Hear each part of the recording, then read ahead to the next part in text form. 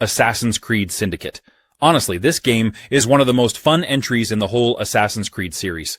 I feel like it doesn't get talked about as much as it should, but the second you start running around Victorian London as Jacob or Evie Fry, you realize just how much of a blast it is. Syndicate nails the feel of 1860s London in a way that's just incredible. You've got the foggy streets, the towering landmarks like Big Ben and the Houses of Parliament, and that gritty industrial vibe where factories are pumping smoke into the sky. The attention to detail is nuts. You can literally ride horse-drawn carriages through the city or scale the rooftops and just take in the view. It really makes you feel like you've been dropped right into that time period. And the fact that you get to switch between two protagonists, that was such a smart move. Jacob and Evie have totally different vibes, and it keeps things fresh. Jacob's all about getting his hands dirty and brawling with enemies, while Evie's more of a stealthy, strategic assassin. I loved switching between them, depending on the mission, or how I felt like playing. And the sibling dynamic between them is just great. The combat in Syndicate feels super smooth too. It's fast, it's brutal, and it's a lot of fun, especially when you're just diving into a group of enemies and throwing punches. Plus, the new grappling hook, total game changer. 1 second you're on the street, the next you're ziplining across rooftops like Batman. It's the most fun I've had with movement in an AC game for sure. At the end of the day, this game is just fun. Halo Infinite. This game pulls you right into the heart of what makes Halo such a beloved franchise, while also taking bold steps to evolve the series in new and exciting ways. It's all about blending classic Halo action with modern gameplay elements, and it does so in a way that feels fresh, yet familiar. The gameplay is where this title shines brightest. The combat is fluid, responsive, and endlessly satisfying. Whether you're dual-wielding an arsenal of futuristic weapons or taking down enemies with precision strikes, the gunplay is top tier. The grapple shot, a new addition to the series, changes the way you approach every encounter. It's not just a tool, it's a game changer. You can zip across the battlefield, snag weapons from afar, or use it to close the gap for a devastating melee attack. It's one of those mechanics that feels natural right away, but opens up a ton of creative options as you get more comfortable with it. The open-world design is a major shift for the series, and it's handled with care. Instead of guiding you down a set path, Halo Infinite gives you the freedom to explore. You'll find enemy outposts, hidden collectibles, and opportunities for some epic vehicle combat scattered across the map. The world feels alive, and every encounter is a chance to experiment with different tactics. Driving a Warthog with a squad of Marines, or taking the skies in a Banshee, feels just as thrilling as ever. One of the standout features is how dynamic the battles feel. Enemies adapt to your strategies. Vehicles explode in glorious fashion. Black Myth Wukong. You know, when I first heard about this game, I wasn't sure what to expect, but the moment I saw the gameplay, it completely blew me away. This game is such a breath of fresh air in the action RPG genre, blending Chinese mythology with some seriously stunning visuals. You can tell the developers at Game Science have poured their hearts into this project, and it really shows. The main thing that struck me was how alive the world feels. The environments are rich, almost dreamlike, with incredible attention to detail. Whether it's a dense forest or ancient ruins, everything feels like it has history, like it's part of this vast, mythical landscape. And don't even get me started on the creature designs. Some of these enemies look straight out of Legends, but with a fresh, modern twist that makes them both terrifying and beautiful. As Wukong, you have access to a lot of cool abilities, and it's not just about fighting. There's a real sense of strategy involved. You can transform into different creatures and use their powers to outsmart enemies, which adds such a dynamic element to combat. It's not just about mashing buttons, but thinking on your feet. Every battle feels intense, like you're actually facing off against these legendary foes. But it's not all about combat. The story itself seems to be really captivating, diving deep into the lore of Journey to the West. The way the narrative is woven into the gameplay with cutscenes and dialogue really draws you in. Middle-earth: Shadow of War. It got a bit of a rough start, but honestly, deserved way more love than it got. Now, when it dropped back in 2017, the game had a lot of expectations riding on it because Shadow of Mordor was such a hit. And Shadow of War did a lot of things right, but there's no denying it also stirred up some serious controversy, which didn't help its case at launch. First, let's get the big elephant in the room out of the way. The microtransactions. Yep, that's where a lot of the initial hate came from. It was a single-player game, but Warner Bros. Thought, hey, let's toss in loot boxes and microtransactions. Gamers were not having it. Understandably, no one wants to feel like they're being nickeled and dimed in a story-driven experience. What's wild, though, is that they eventually removed the microtransactions completely. But by then, the damage had already been done.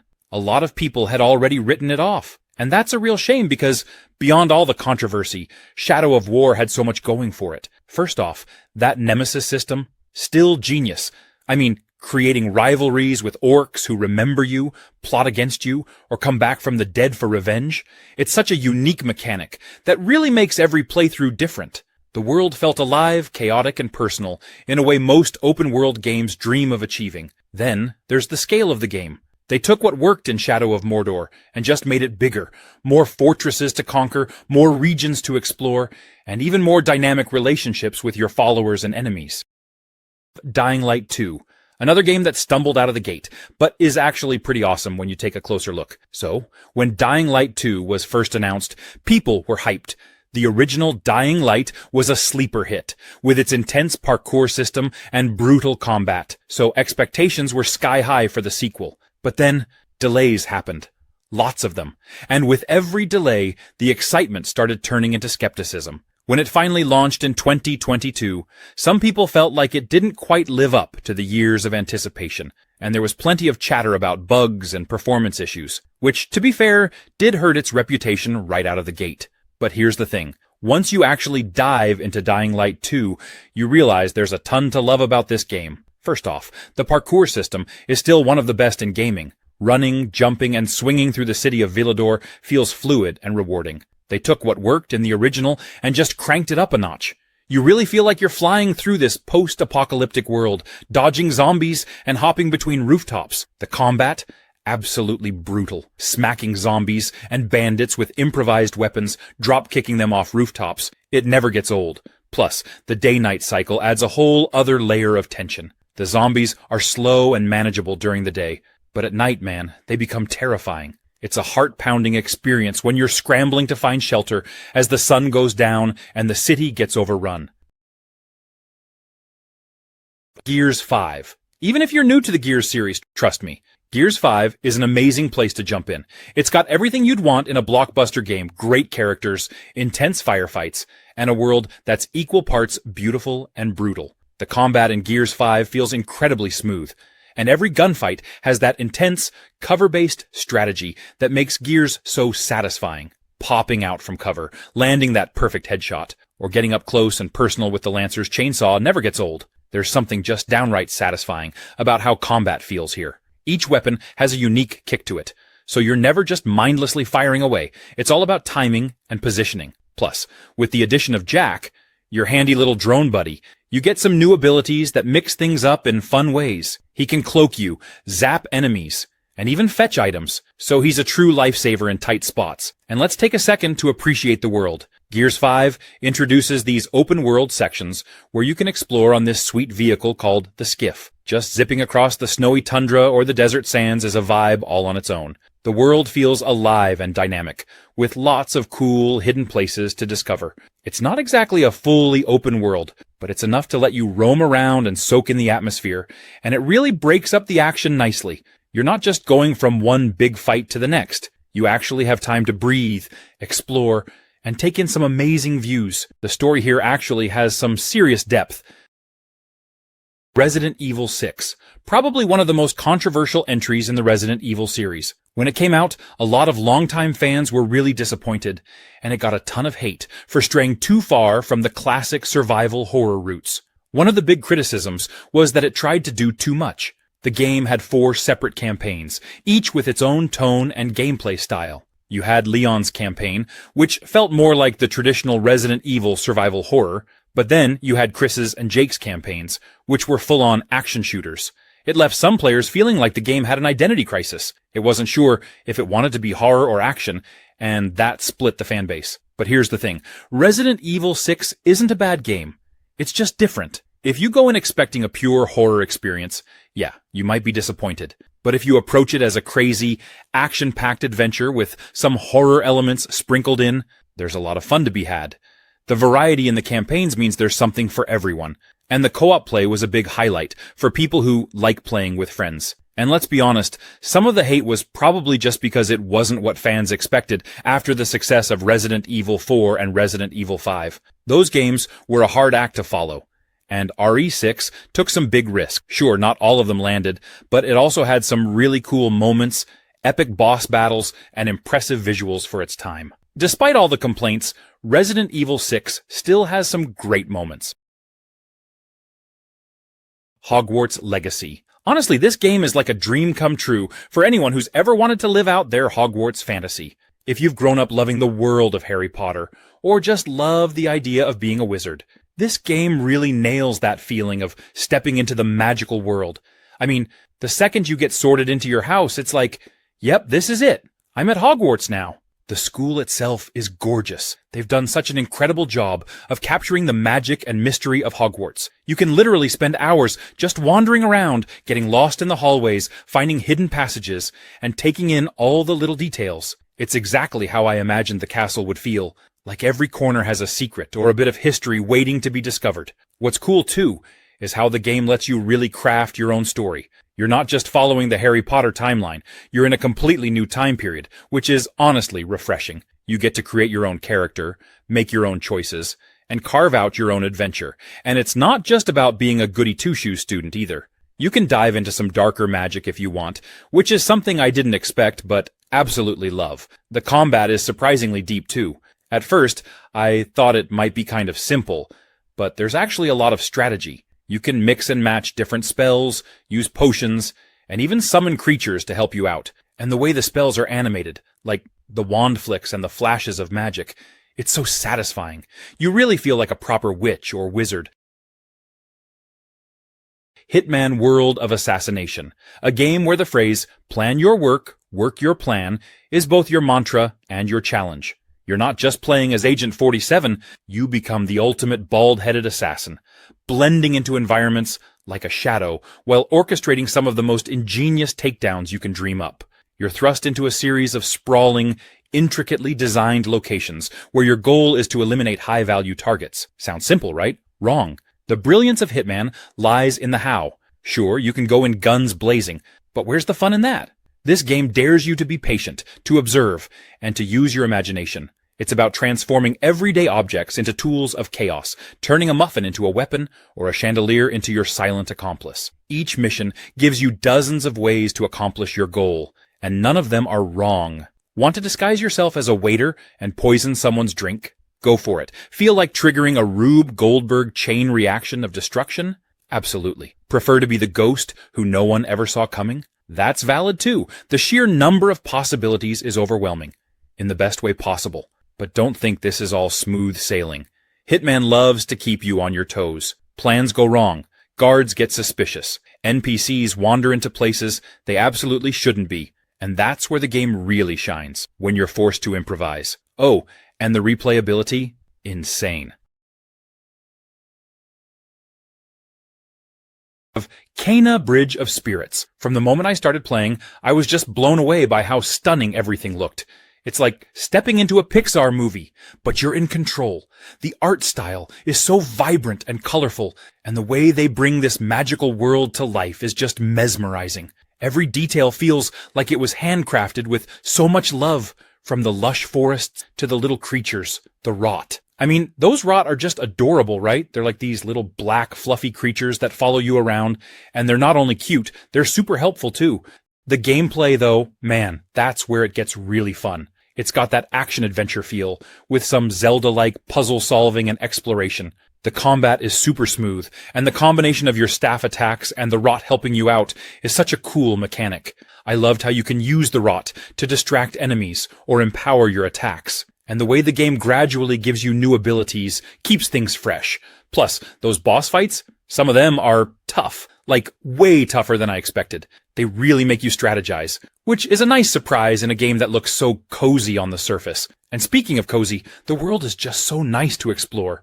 The puzzles are really well designed too. Not too hard, but they make you feel smart when you solve them. I remember one where you had to use the rot to move objects around and align things just right, and it was just the perfect balance of challenge and satisfaction. Little Nightmares 2. From the moment you step into its eerie, twisted world, you know you're in for a wild ride. If you enjoyed the first game, this one takes everything that made Little Nightmares so great and cranks it up a notch. The atmosphere is even more disturbing, the puzzles are more challenging, and the story, while still cryptic, pulls you deeper into this unsettling nightmare realm. You play as Mono, a new character, but you're not alone. 6.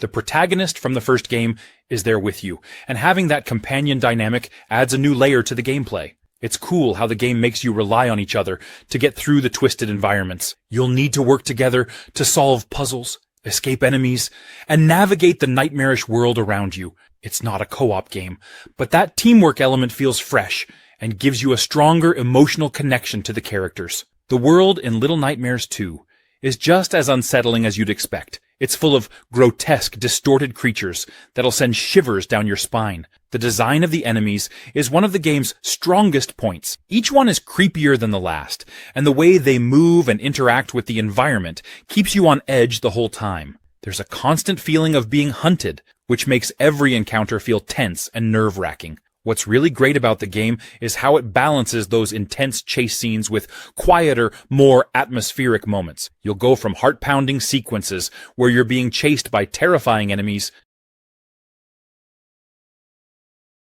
of Dead Island 2.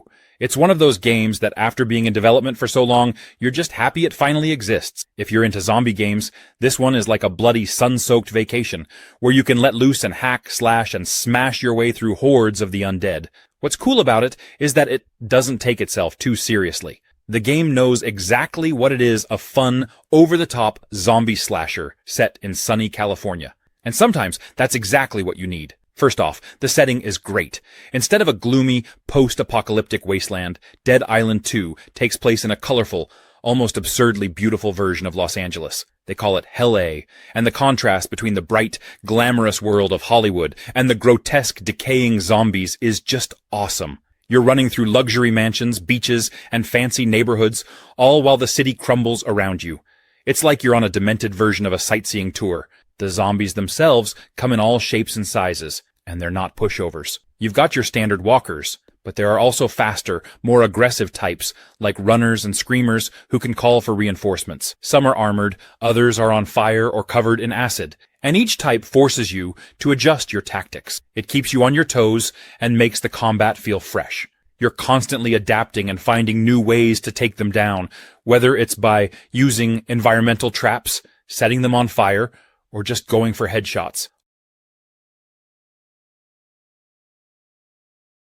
A Plague Tale Requiem. It absolutely should have been in the running for Game of the Year, but didn't quite get the recognition it deserved. This sequel took everything great about A Plague Tale Innocence and cranked it up to a whole new level. The story, the characters, the visuals, it was all so much more intense. And honestly, it hit harder than a lot of people expected. First off, the story in Requiem was a gut punch in the best way. Following Amicia and Hugo's journey through a world ravaged by the plague and the supernatural rat infestation, you could feel the stakes growing as you progressed. What really stood out was the emotional weight of the game. It wasn't just about survival. It was about family, loss, and the lengths you'd go to protect the ones you love. The character development for both Amicia and Hugo was top tier. And by the end, it was impossible not to be emotionally invested in their fate. The game also looked absolutely stunning. The environments were jaw-dropping, whether you were sneaking through crumbling ruins, lush countrysides, or the plague-infested streets. The attention to detail made the world feel alive. Well, as alive as a world overrun by millions of rats can feel. And speaking of the rats, Requiem took the swarming rat mechanic from the first game and made it even crazier. The way they used light and shadow to control and avoid the rats created some of the most tense, nail-biting moments in the game. Another thing to consider is that Requiem came out in 2022, which was a year dominated by games like Elden Ring and God of War Ragnarok. BIOSHOCK. It changes the way you think about storytelling in video games. It's set in Rapture, this underwater city that was meant to be a utopia. But when you arrive, things have clearly gone very, very wrong. From the moment you step out of that bathysphere and see the city for the first time, you know you're in for something special. The atmosphere is just dripping with tension and mystery, and it pulls you in immediately. The story is a masterpiece. Without getting into spoilers, let's just say that it's filled with twists and turns that keep you hooked the entire way. And the way the game tackles themes of power, control, and free will, it's on another level. The characters, like Andrew Ryan, are unforgettable, with some of the most iconic lines in gaming history. You're constantly questioning what's really going on, and by the time you get to the big reveal, it's absolutely mind-blowing. The combination of guns and plasmids gives you a ton of variety in combat. You're not just shooting enemies. You're using all sorts of powers like shooting electricity, freezing foes, or even setting them on fire. The game gives you so many ways to approach every situation, and that makes each encounter feel fresh. Plus, there are the big daddies, these towering, armored monsters that protect the little sisters. Every fight with them feels like a boss battle, and it's always intense. The moral choices in the game are another standout feature. You can choose to either save or harvest the little sisters, and those decisions have a real impact on how the game unfolds. HELLBLADE 2. The first HELLBLADE was all about that raw, emotional journey and its deep dive into mental health. So when the sequel came out, a lot of people were expecting the same kind of intimate experience. And while it definitely delivers on atmosphere and emotion, not everyone's on board with some of the changes. One of the big things people are talking about is the shift towards more combat. In the first game, the fighting was kind of secondary to the story.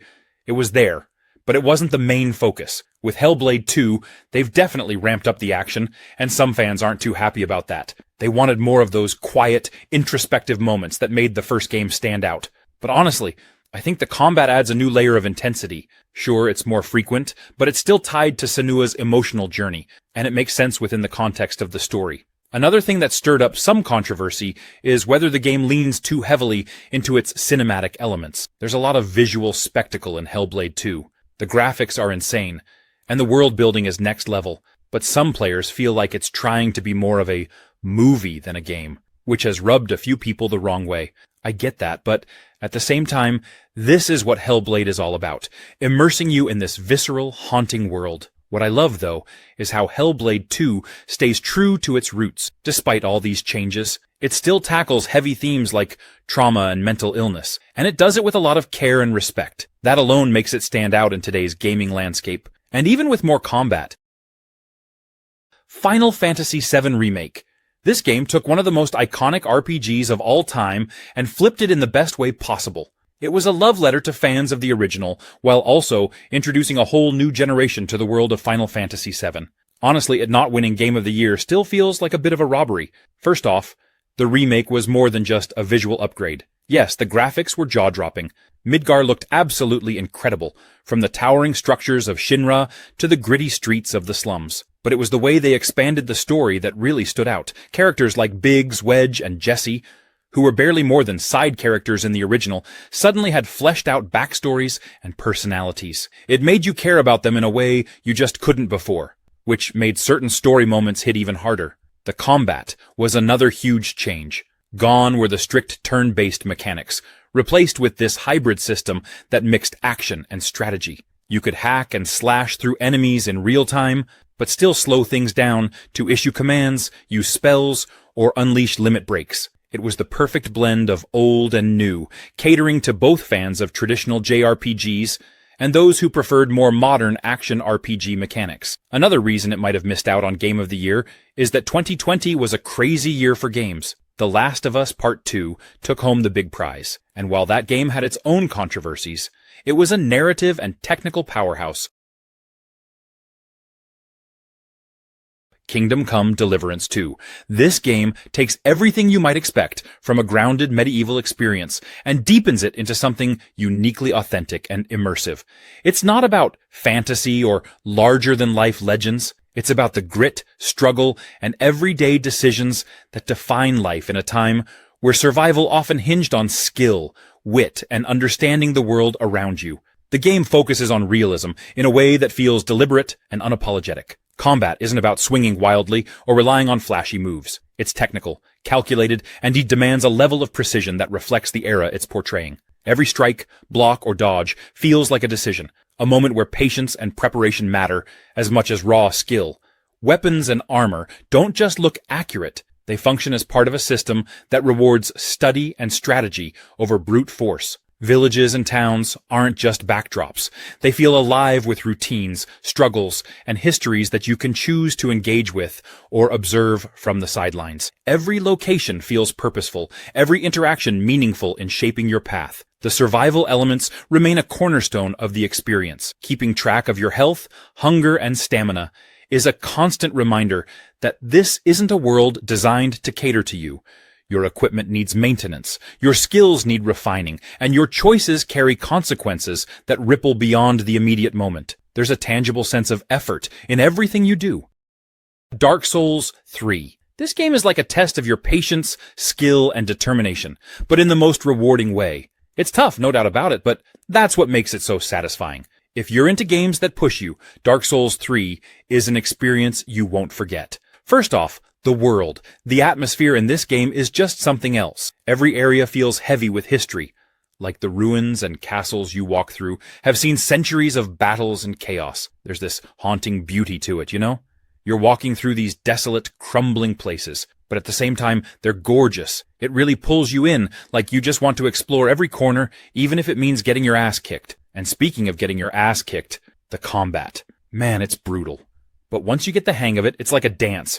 You can't just go in swinging like in other games. Timing, dodging, and learning your enemy's moves are key. Every fight, whether it's a basic enemy or one of those insane bosses, feels like a challenge that you're either going to conquer or get humbled by. One thing I love about Dark Souls 3 is how it respects you as a player. It doesn't hold your hand or give you a bunch of tutorials. You're just thrown into this dark, dangerous world and expected to figure it out. At first, it's super intimidating, but you start picking up on little things. The lore, how the world is connected, the strategies you need to survive.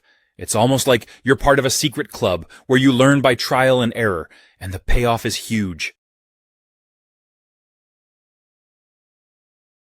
Atomic Heart. Enchantment Under the Sea, the latest DLC for Atomic Heart, that's here to take the already wild ride even deeper, literally. This expansion throws you into the underwater depths of Facility 3826, where you'll explore flooded labs and submerged chambers, adding a whole new layer of mystery and challenge to the game. The gameplay is familiar, but with a twist. You'll still be shooting, exploring, and solving puzzles. But now you'll need to deal with underwater environments that change everything. Visibility gets tricky, and the physics aren't quite the same. It's not just about fighting enemies anymore. It's about adapting to your surroundings, making each encounter feel fresh and unpredictable. And speaking of enemies, the expansion introduces new threats that keep you on your toes. These aren't just the same old foes from the main game. Expect to face enemies that require a bit more strategy and quick thinking. The arsenal in this DLC also gets a boost. You'll get your hands on new weapons and equipment designed specifically for the underwater combat you'll be doing. These new tools are crucial because they let you take on the new enemies with the right firepower and tactics. It's all about adapting and finding the best way to survive and thrive in this flooded world. One of the best parts of Enchantment Under the Sea is how it builds on the main story. It doesn't feel like just a side mission or something tacked on for fun. It feels like a real continuation that deepens the lore. Lies of P. It's one of those games that takes a classic story and flips it into something totally unexpected. I mean, a dark, twisted version of Pinocchio? Who saw that coming? From the moment I started playing, I knew this wasn't going to be the fairy tale we all grew up with. Instead, it throws you into this grim, steampunk world where everything feels eerie and dangerous. The atmosphere is on point. There's this constant tension in the air, like you're never quite safe, even when you're just walking through a quiet alley. The game wears its inspirations on its sleeve, and if you've played Bloodborne or Dark Souls, you'll feel right at home here. The combat is that familiar, deliberate style, where every swing of your weapon matters, and timing is everything. But Lies of P adds its own twist, with the weapon customization system. You can mix and match blades and handles to create your own combos, which gives you a ton of freedom to experiment with different builds. It's honestly so satisfying when you find a combination that just clicks with your playstyle. The enemies are no joke. Each one feels like a real threat, and you can't just rush in and expect to button mash your way through. You've got to be patient, learn their patterns, and strike when the moment is right. And the bosses? They're some of the most intense encounters I've had in a while. Every time I thought I was getting the hang of things, a new boss would come along and completely wreck me. but in the best way. It's that feeling of frustration followed by pure joy when you finally take them down. If you're into challenging combat, Lies of P is definitely worth your time. The Legend of Zelda Breath of the Wild. From the very beginning, you're dropped into this massive open world, and it's completely up to you what to do next. No hand-holding, no strict path, just pure, unfiltered exploration. One of the coolest things about Breath of the Wild is the sense of freedom. You see a mountain way off in the distance? You can climb it. You spot a random little forest on your way to a shrine? Go explore it. You might find a secret or even stumble on a side quest. And the game rewards you for being curious. Everywhere you go, there's something hidden, some surprise, some little detail that makes you feel like the developers thought of everything. And speaking of surprises, the physics and chemistry systems in this game are unreal. You can use the environment to solve puzzles in ways that feel totally unique to you. Like, if you're clever enough, you can create crazy solutions to puzzles that don't even feel right. But the game encourages that. You can even use metal weapons to attract lightning during storms or set grass on fire to create updrafts for your glider. It's like a sandbox that's just begging you to mess around and get creative. And let's not forget the combat. It's challenging, but in a really rewarding way. You don't just mindlessly hack and slash. You need to time your dodges, be aware of your surroundings, and think about your strategy. The weapon durability system is a hot topic, but honestly, it adds to that survival feel. You're encouraged to experiment with different weapons and tactics, which keeps things interesting. Sleeping Dogs Definitive Edition.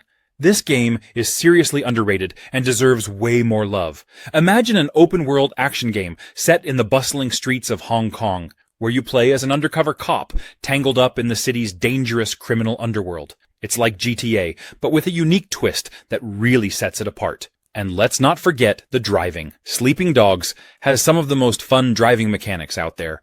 It's super arcadey, and you can do crazy stunts, hijack cars on the go, and even ram other cars off the road. There's something so satisfying about zooming through the city, dodging traffic, and knowing you can hop out at any time to start a fistfight. The city is alive with neon lights, crowded markets, and tons of little side activities that make it feel so authentic. You can go sing karaoke. Yes, karaoke. Try your luck at street races, or just cruise around and soak in the atmosphere. The developers did a fantastic job capturing the vibe of Hong Kong, and it's a city you actually want to explore. One of the best parts of Sleeping Dogs is the hand-to-hand combat. It's like a martial arts movie come to life. You're throwing punches, countering moves, and using your environment in the coolest ways. You can slam enemies into fish tanks, toss them off balconies, and even use random objects around you to gain the upper hand. So, if you're into action games with a great story and a city that feels alive and vibrant, Sleeping Dogs Definitive Edition is absolutely worth checking out. Diablo 4. It's all about the thrill of combat and the promise of loot. Whether you're summoning dark magic, charging into battle as a tanky powerhouse, or raining arrows from a distance, every choice feels powerful and satisfying. But here's the kicker. This isn't just a game where you hack through enemies mindlessly. Combat in Diablo 4 feels strategic. It's about reading the battlefield, knowing when to go all in and when to pull back, and chaining together abilities in ways that make you feel unstoppable. Oh, and the enemies? They don't go easy on you. They're relentless, varied, and sometimes downright terrifying, forcing you to stay sharp and constantly adapt. Now, let's talk about the loot, because honestly, what's Diablo without loot, right? It's everywhere, and every piece you pick up feels like a mini jackpot. It's not just about shiny gear. It's about finding the perfect combination that makes your build truly click. Maybe it's a weapon that boosts your crits, or a piece of armor that lets you shrug off hits like a pro. The excitement of checking your inventory after every fight never gets old. Exploration in Diablo 4 is another highlight. The world is massive, and it feels alive in a way that keeps you curious. You're not just moving from one dungeon to the next. You're uncovering secrets, stumbling upon events, and discovering challenges that are as rewarding as they are unpredictable. It's a world that begs you to get lost in it, and there's always something waiting to be found.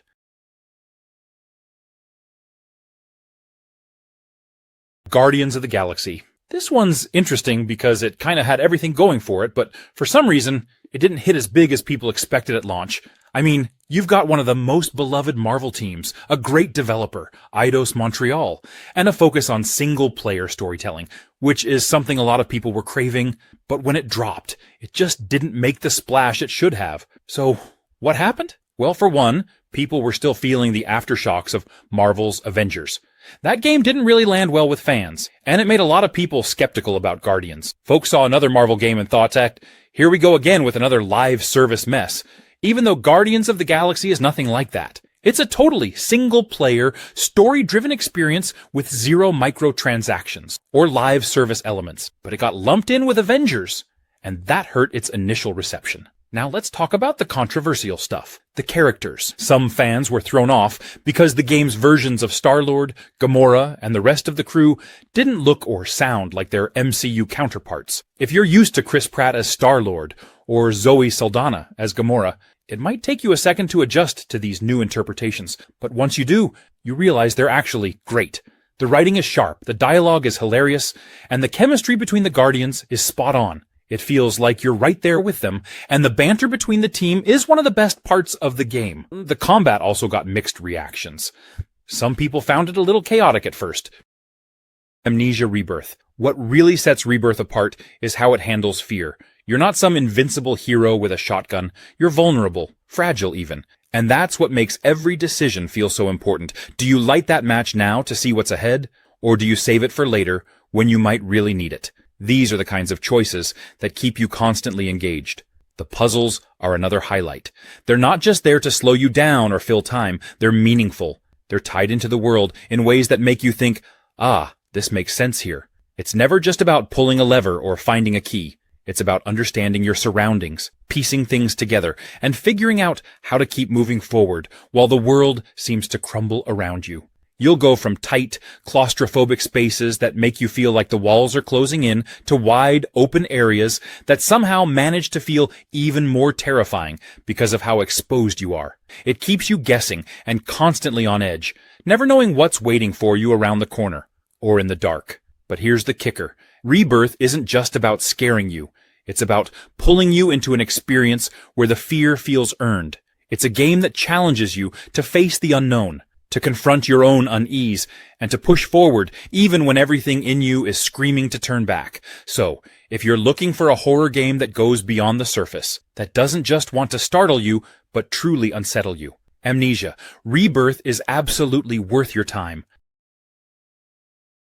Stray. When I first saw this game, I thought it was just going to be a charming little game where you play as a cat, exploring a futuristic city. But as I spent more time with it, I discovered it's so much more than that. It's like stepping into an emotional adventure through the eyes of a stray cat navigating a post-apocalyptic world. First off, being a cat in a video game feels surprisingly freeing. There's something deeply satisfying about hopping across rooftops, squeezing through tight spaces, and knocking over random objects just for the fun of it. The game nails the physicality of a cat. Every move feels so fluid and lifelike. It makes you think about how the world looks from their perspective, so close to the ground, yet always agile and in control. The world building in Stray is amazing. It's this blend of cyberpunk and decay, full of neon lights and towering buildings, but also a deep sense of isolation. The city itself feels alive, not in the way you'd expect, but more like it's holding its breath. You meet these small robots along the way, and they're oddly human in their interactions with you, despite being machines. They add a lot of heart to the game. There's a sense of community among them, and you can't help but feel drawn into their lives. The story unravels slowly, but it's layered with meaning. It touches on themes of companionship, survival, and hope in a broken world. The bond you develop with the small drone B-12 is touching in a way I didn't expect. It's funny how a game about a cat, without any dialogue from the main character, can be this emotional. Far Cry New Dawn.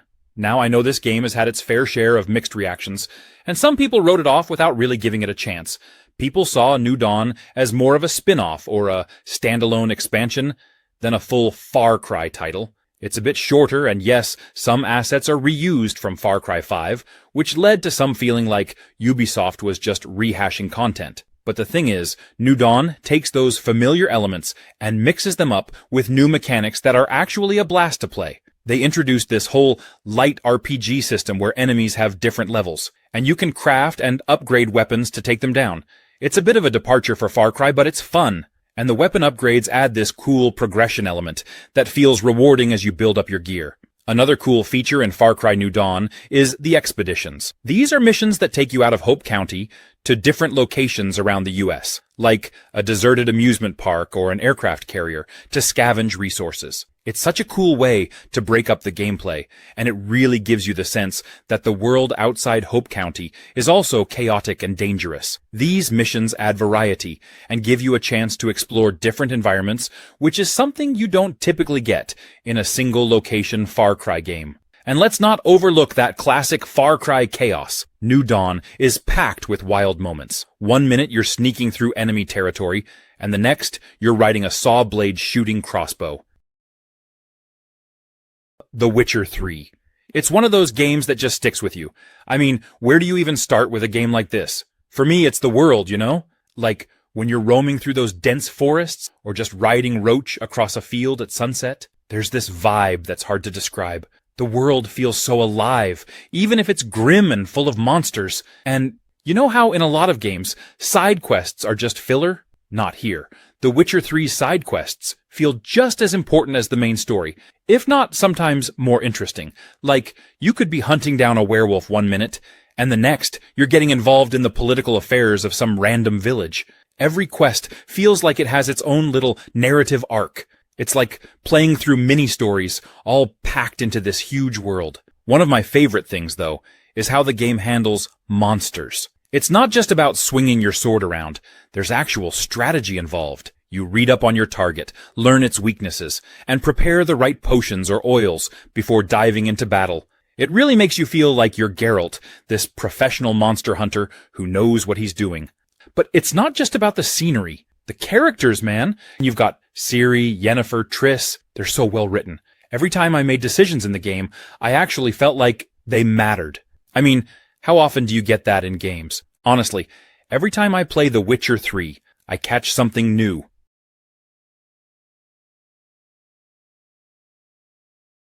Uncharted, The Lost Legacy. Right off the bat, you can tell that The Lost Legacy is something special. It has all the cinematic action we expect from Uncharted. But this time, it's not Nathan Drake who's running the show. Instead, we've got Chloe, who's smart, witty, and honestly, she brings her own unique charm to the game. One thing that makes The Lost Legacy really stand out is its pacing. It's a shorter game compared to other Uncharted titles, but I think that actually works in its favor. It doesn't overstay its welcome. Instead, it packs all the best parts of Uncharted, the thrill, the exploration, the witty dialogue, into a streamlined, punchy experience that just flows. Every chapter feels meaningful, and there's no filler. You're either uncovering secrets, taking in stunning views, or engaged in some seriously intense action sequences. The combat feels great, and The Lost Legacy knows how to ramp up the tension. You'll be sneaking through enemy camps, dodging explosions, and getting into some pretty epic shootouts. Chloe and Nadine each have their own combat styles, which makes for some fun team dynamics. Nadine's more of a punch first, ask questions later type, while Chloe is a bit more of a thinker. Seeing them work together, especially in tight situations, is super satisfying. You can tell that Naughty Dog put a lot of effort into building their relationship. It's not all friendship and warm fuzzies. These two come from different backgrounds, and they've got a history that's, well, complicated. Fallout London. Some people were quick to dismiss Fallout London just because it's a fan-made project. There's this unfair assumption that because it's not officially from Bethesda, it can't possibly be as good as a real Fallout game. And to be fair, fan projects can be hit or miss, but Fallout is seriously impressive. The team behind it went above and beyond, creating new factions, storylines, weapons, and even unique creatures inspired by British folklore. They've poured so much creativity into it that it really does feel like a genuine part of the Fallout world. It's set in a post-apocalyptic version of London, obviously, which is so refreshing for a Fallout game. We've spent so much time in the United States, it's just a whole new vibe to step into London and see how a totally different society and culture would handle the end of the world. And that's where Fallout London really shines. It brings this fresh, gritty British flavor to the Fallout universe. One of the coolest things about Fallout London is the factions. In classic Fallout style, you've got groups with their own twisted ideals and goals, but here, they're all inspired by British culture and history. There's this one faction that's essentially a throwback to medieval knights, and another one that feels like a punk rebellion straight out of the streets of London. It's so cool to see a Fallout take on British culture, and the factions feel unique and grounded, adding a whole new layer of immersion. Honestly, that's what makes Fallout London so exciting. It's different in the best ways, and it's exactly what the series needed. Resident Evil 7. One of the coolest things about the game is how immersive it feels. They went with a first-person perspective, which, let me tell you, makes everything so much scarier. It's like you're in the middle of a horror movie, and you're the main character. And they nailed that gritty, creepy vibe. The sound design is just incredible, with creaky floors, distant footsteps, and other little sounds that keep you on edge. It really pulls you into the experience. You're exploring this creepy, run-down mansion, and right away, you can feel the game practically daring you to go deeper. And trust me, every corner you turn is filled with suspense. It's got that classic, what's around the next corner feel, where you're bracing yourself for something terrifying. I found myself holding my breath more than a few times. Combat-wise, it's got that classic Resident Evil survival feel. You're not overloaded with ammo, so every bullet counts, and you have to make careful decisions. It's a nice balance of horror and action, where you're fighting to survive, but still constantly feeling vulnerable. And the enemies? Let's just say they're some of the creepiest in the series. The puzzles are a fun throwback too. They're clever, without being overwhelming, and they add that classic Resident Evil touch to the game. You're searching for keys, unlocking doors, and solving riddles, which all just adds to the sense of discovery and dread. And honestly, the Baker family. They are some of the most memorable characters in horror gaming. Period. Each encounter with them is just nerve-wracking, and you never know what they'll do next. CUPHEAD. It's a game that doesn't hold your hand. Instead, it hands you a pair of gloves and says, "All right, let's see what you've got." So, what's the deal with CUPHEAD? Well, it's all about boss battles. Big, bold, over-the-top showdowns that'll push your skills to the limit. Each encounter is completely unique, filled with crazy attacks, patterns you have to learn, and that sweet moment of triumph when you finally get it right. And trust me, those victories feel earned. This game doesn't hand them out like candy. The gameplay is fast, precise, and oh so satisfying. You'll be dodging, jumping, and shooting your way through a series of increasingly difficult fights, all while trying to keep track of what's happening on screen. And there's a lot happening on screen. But that's part of the fun. It's all about staying focused, learning the patterns, and figuring out how to outsmart each boss. One thing that really stands out is the variety. You're not just fighting the same type of boss over and over again. Each one feels like its own mini-event, with unique designs and attacks that keep you on your toes. One minute, you're dodging projectiles in a traditional platforming setup, and the next, you're flying through the air in a shoot-'em-up. It's this constant change of pace that keeps the game so engaging. And let's not forget about the co-op mode. Playing with a friend adds a whole new dynamic to the chaos, as you both work together to take down these larger-than-life foes. It's teamwork at its most frantic and fun. Elden Ring Shadow of the Erdtree. The moment you step into the new content, it feels different, like you've entered a darker, stranger, and somehow even more intimidating part of the world. If the lands between were a fever dream, Shadow of the Erdtree is a full-on nightmare, but, like, the kind you don't want to wake up from because it's just too cool. Combat is as tight and brutal as ever. Whether you're a die-hard melee player, a magic enthusiast, or a mix of both, there are new weapons, spells, and builds to experiment with. I found myself tweaking my character constantly, trying out new strategies for every encounter. It's that classic From Software loop of getting crushed, learning, adjusting, and finally triumphing that makes the whole experience so addictive. And the bosses? Let's just say they're not here to play. They're here to humble you, to make you question every decision you've ever made as a gamer. But at the same time, they're incredible. Each one feels like its own mini-story, with designs and movesets that are as much a spectacle as they are a challenge. There's nothing quite like the adrenaline rush of finally figuring out that perfect dodge timing or landing the killing blow after a 15-minute duel.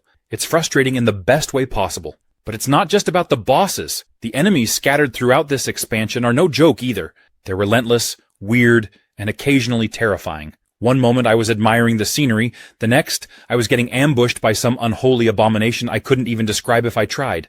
It's classic Elden Ring chaos, and I love it. Demon's Souls. The world of this game is jaw-dropping, especially in the remake for the PS5. You step into this dark, eerie kingdom of Boletaria, and right away, the atmosphere pulls you in. Each area has this unique vibe, from creepy, foggy swamps to towering castles and fiery caverns. One thing that really stands out in Demon's Souls is how it doesn't hold your hand at all. There's no big tutorial here, just you, your sword, and the mystery of Boletaria. That might sound intimidating, but honestly, it's what makes this game so memorable. You're learning as you go, and every little discovery feels like a personal victory. And when you finally figure out a tricky pattern or beat a boss that felt impossible, that's one of the most satisfying feelings in gaming. And speaking of bosses, Demon's Souls has some of the best. Each one is unique, creepy, and requires you to stay on your toes and really study their moves. You'll probably get your butt kicked a few times, or a dozen times, but that's okay. It's all part of the fun. Each boss fight feels like a grand event. There's this tension in the air, and you're just waiting to see what insane move they're going to throw at you next. But when you finally bring one down, the victory feels so sweet, like you've just accomplished something epic. The game's mechanics are simple, but feel just right. It's not about flashy combos or crazy powers. It's about timing, patience, and learning from every mistake. Avowed. If you've ever wished to dive headfirst into a world where magic feels tangible, choices truly matter, and exploration is practically begging you to get lost in it, this game is exactly what you're looking for. Now, here's the thing about Avowed. It's set in the same universe as Obsidian's Pillars of Eternity series, but don't let that scare you if you've never touched those games before. You don't need prior knowledge to jump in and enjoy what Avowed has to offer. Think of it as a new doorway into this rich world, where you're given the freedom to shape your adventure the way you want. It's welcoming, accessible, and absolutely bursting with lore for those who want to dig deeper. One of the coolest parts of Avowed is how it handles magic and combat. This isn't just about flinging fireballs or swinging swords. You feel a genuine sense of connection to your arsenal. Whether you're crafting devastating spell combinations or making use of more traditional weaponry, the game makes every action feel purposeful. It's all about giving you tools to tackle challenges your way. You want to go in like a one-person army, prefer something sneakier or more methodical. That's on the table too. The game doesn't just hand you decisions, it throws you into situations that make you think. You're not just clicking dialogue options, you're shaping relationships, influencing factions, and, in many cases, questioning your own moral compass. It's like the game is daring you to leave your mark on its world. Exploration is another huge win here. Watch Dogs 2. This one is so different from the first game, in a good way. I remember being kind of underwhelmed with the original Watch Dogs. Aiden Pierce, the protagonist, felt a bit too broody. And while the hacking mechanics were fun, the game just didn't have that spark. Watch Dogs 2, though, completely different vibe. First of all, Marcus Holloway, the main character, is such a breath of fresh air. He's charismatic, funny, and feels like a real person you'd want to hang out with. And his crew? The whole DedSec team is just this cool group of misfits, and they have this energy that's contagious. You can tell they actually care about what they're doing, which makes all those missions feel more personal. Speaking of missions, the open world in San Francisco is incredible. It's not just bigger than the original, but way more vibrant. You know how some open world games feel like they're just there to fill space? Not here. There's always something cool happening, whether it's a random NPC having a funny conversation, or some kind of crazy car chase happening right down the street. And let's talk about the hacking for a second. This time around, it's not just about pressing a button to hack a camera. You can control cars, drones, even giant construction cranes. There were so many moments where I just sat back and thought, I can actually do this in a game? It feels so rewarding to get creative with it. Like, I once completed a mission without stepping foot inside the building. I hacked everything remotely using my drone and RC car. SIFU. What's crazy about SIFU is how brutal it can be. I mean, you're this martial artist out for revenge, and the combat system is so fluid, but also super challenging. It's not the kind of game where you can just mash buttons, but the real twist? The aging mechanic. Every time you die, your character ages, and it changes how you play. As you get older, you hit harder but lose health. It's such a clever way to keep the tension high. You're constantly trying to balance staying alive while still taking risks. There's this internal struggle like, do I push through this fight now, or should I retreat and try again later? The more you age, the fewer chances you have to finish your mission, which makes every death feel meaningful. The level design is awesome too. You're moving through these beautifully crafted environments, from neon-lit nightclubs to serene temples. Each one feels like a love letter to classic kung fu movies. The game's art style is sleek and minimal, but the environments are so detailed, and the atmosphere is on point. You really feel like you're living out this martial arts epic. What I also loved is how SIFU doesn't hold your hand. The difficulty can be punishing, but in a way that makes you want to get better. It's all about learning from your mistakes and coming back stronger. Each time you die, you're learning the enemy's patterns, figuring out new strategies. It's got that Dark Souls vibe where every failure is a lesson. If you love a good challenge and want to experience some of the best hand-to-hand combat in gaming, SIFU is a must-play. Red Dead Redemption. Even after all these years, it's one of those games that still holds a special place in gaming history. It's more than just a cowboy game. It's a deep, emotional journey set in the fading days of the Wild West. You play as John Marston, a former outlaw, trying to leave his past behind. But of course, it's never that simple. The game's world, story, and characters are all top tier, pulling you into this incredible open-world experience. The gunplay is smooth, with that satisfying dead-eye system that lets you slow down time and pick off targets with precision.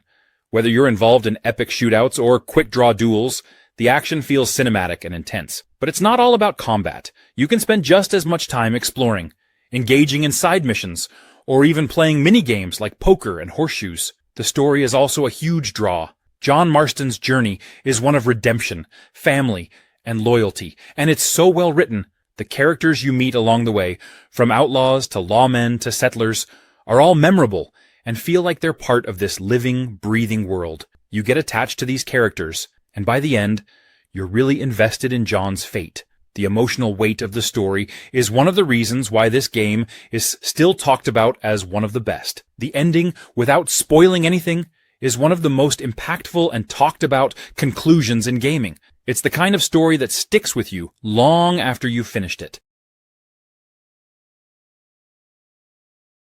Dying Light. You know, there's something about Dying Light that just pulls you in. It's not just another zombie game. And trust me, I've played my share. What really grabbed me when I first picked it up was the way it mixed parkour with zombie survival. I mean, you're not just running from zombies, you're vaulting over fences, climbing buildings, and pulling off these crazy fluid parkour moves that make you feel like you're actually there. It's like the city is your playground, but with the constant threat of the undead breathing down your neck. That mix of freedom and fear, it's exhilarating. And the city of Harran? It's gritty, dirty, and oozing with atmosphere. During the day, you're mostly dealing with the slow, lumbering zombies, and you start to feel kind of bold, like, yeah, I got this. You're scavenging, crafting weapons, taking out a few zombies here and there, feeling pretty good about yourself. But as soon as night falls, it's like the game flips the script. You go from being the predator to the prey. Those volatiles, they still haunt me, honestly. The first time one spotted me, I panicked and barely escaped. The night cycle adds this whole other layer of tension, making you think twice before staying out too late. One of my favorite things, though, is how the game encourages creativity. You're not just limited to using guns or blunt objects. No, you can modify weapons, throw firecrackers to distract the undead, or set traps. I remember finding a baseball bat and modding it to electrocute zombies. YAKUZA 6. This game throws you straight into the heart of Kamurocho and the serene beauty of Onomichi, blending the chaotic energy of urban life with the peaceful charm of a small seaside town. It's the kind of game that's packed with personality, letting you dive deep into a world brimming with colorful characters, wild side activities, and plenty of fist-flying action. The combat in YAKUZA 6 is a thing of beauty. It's fast, fluid, and packed with over-the-top moves that make every punch and kick feel satisfying. Whether you're brawling with a group of street punks or taking on a tougher challenge in a back alley, the game gives you all the tools to dominate the fight. You can pick up just about anything in the environment, a bike, a sign, even a street cone, and use it to deliver bone-crunching hits that are as brutal as they are hilarious. The seamless transition into combat makes every encounter feel organic, keeping the pace high and the action engaging. Outside of the fights, Yakuza 6 is a playground of activities. This game knows how to keep you entertained when you're not chasing down objectives. There's a fully functional karaoke minigame that lets you belt out tunes in rhythm-based fun. You can hit up a batting cage for a quick home run derby, stop by an arcade to play classic Sega games, or even spend time managing your own cat cafe. Yes, a cat cafe. It's all about variety, and this game delivers in spades. One of the standout features is the clan creator mode. Just Cause 4. It's one of those games that you can't help but have fun with. The chaos, the explosions, the sheer scale of everything. It's like they designed it with the word epic in mind. You step into the boots of Rico Rodriguez once again, and right from the start, you're thrown into a massive open world with more possibilities than you can count. One of the first things you notice is how alive the world feels. Tornadoes, thunderstorms, blizzards, they're not just pretty to look at, they actually change the way you play. I remember the first time I got caught in a tornado. I had no idea what to do, but then I realized it doesn't matter. Just roll with it, because that's the spirit of Just Cause. The weather system isn't just a gimmick. It's part of the chaos that makes the game so unique. Then there's the grappling hook. It's not just a tool anymore, it's a way of life. You can customize it in so many ways, from making things float in midair, to pulling objects together, to create chain reactions. It's insane. It's like the game is begging you to experiment, to find new ways to destroy everything in sight. The story in Just Cause 4 isn't the deepest thing in the world, but let's be honest, that's not why you're here. You're here to blow things up in the most creative ways possible, and the game gives you everything you need to do just that. You've got jets, tanks, helicopters, boats, and more. If it moves, you can hijack it. And if it doesn't move, well, you can probably make it explode. Star Wars Jedi Survivor. Now, this game was supposed to be a huge hit. It's a Star Wars game after all, and it's a sequel to Jedi Fallen Order, which everyone loved. But for some reason, Jedi Survivor didn't quite hit the same heights, at least not right away. Still, this is a game that's definitely better than its initial reception might suggest. When it launched, the game had a lot of bugs, especially on PC. People were reporting frame rate drops, crashes, and all sorts of technical problems. It was one of those situations where the game itself was great, but the technical hiccups held it back. And, in the world of gaming, nothing kills the hype faster than a buggy launch. But here's the thing, once you look past the technical stuff, which has mostly been patched up now, Jedi Survivor is an awesome game. It takes everything that made Fallen Order great and cranks it up a notch. The combat is even more fluid and fun, with new lightsaber stances that let you really customize how you play. Whether you want to go full-on double-bladed action or switch between blasters and sabers, the game gives you options, and it all feels so good. And the exploration. It's even better this time around. The planets in Jedi Survivor are bigger, more open, and filled with secrets to discover. The Metroidvania-style design is back, so you'll be unlocking new abilities and returning to areas to access previously locked-off sections. Jedi Survivor is a beautiful game. The environments are diverse and visually stunning. You definitely don't want to sleep on this one. Mafia Definitive Edition. Alright, so I just finished this game, and honestly, I'm still processing how good it was. You know when a game just sticks with you? That's how this one feels. I've always had a soft spot for the original Mafia, but this remake? Wow, they really outdid themselves. It's like stepping into the 1930s for real. First off, the atmosphere. I don't know how they nailed the vibe of that era so perfectly. The city of Lost Heaven is just alive. Every little detail, from the cars to the buildings to the music, it really pulls you into that world. There were moments when I just wanted to drive around and take it all in, not even worrying about the mission at hand. Like, who knew 1930s radio stations would get me this hyped? And the story, it's not just a typical mobster narrative. You really get invested in Tommy Angelo's rise in the Salieri crime family. It's like playing through one of those classic gangster movies, but you're in control. I actually found myself sympathizing with him, which is wild considering, he's a criminal. But the voice acting, the facial expressions, it's all so believable. It draws you into the point where you care about these characters, even when they're making some seriously bad choices. Gameplay-wise, it's got that nice balance between action and story.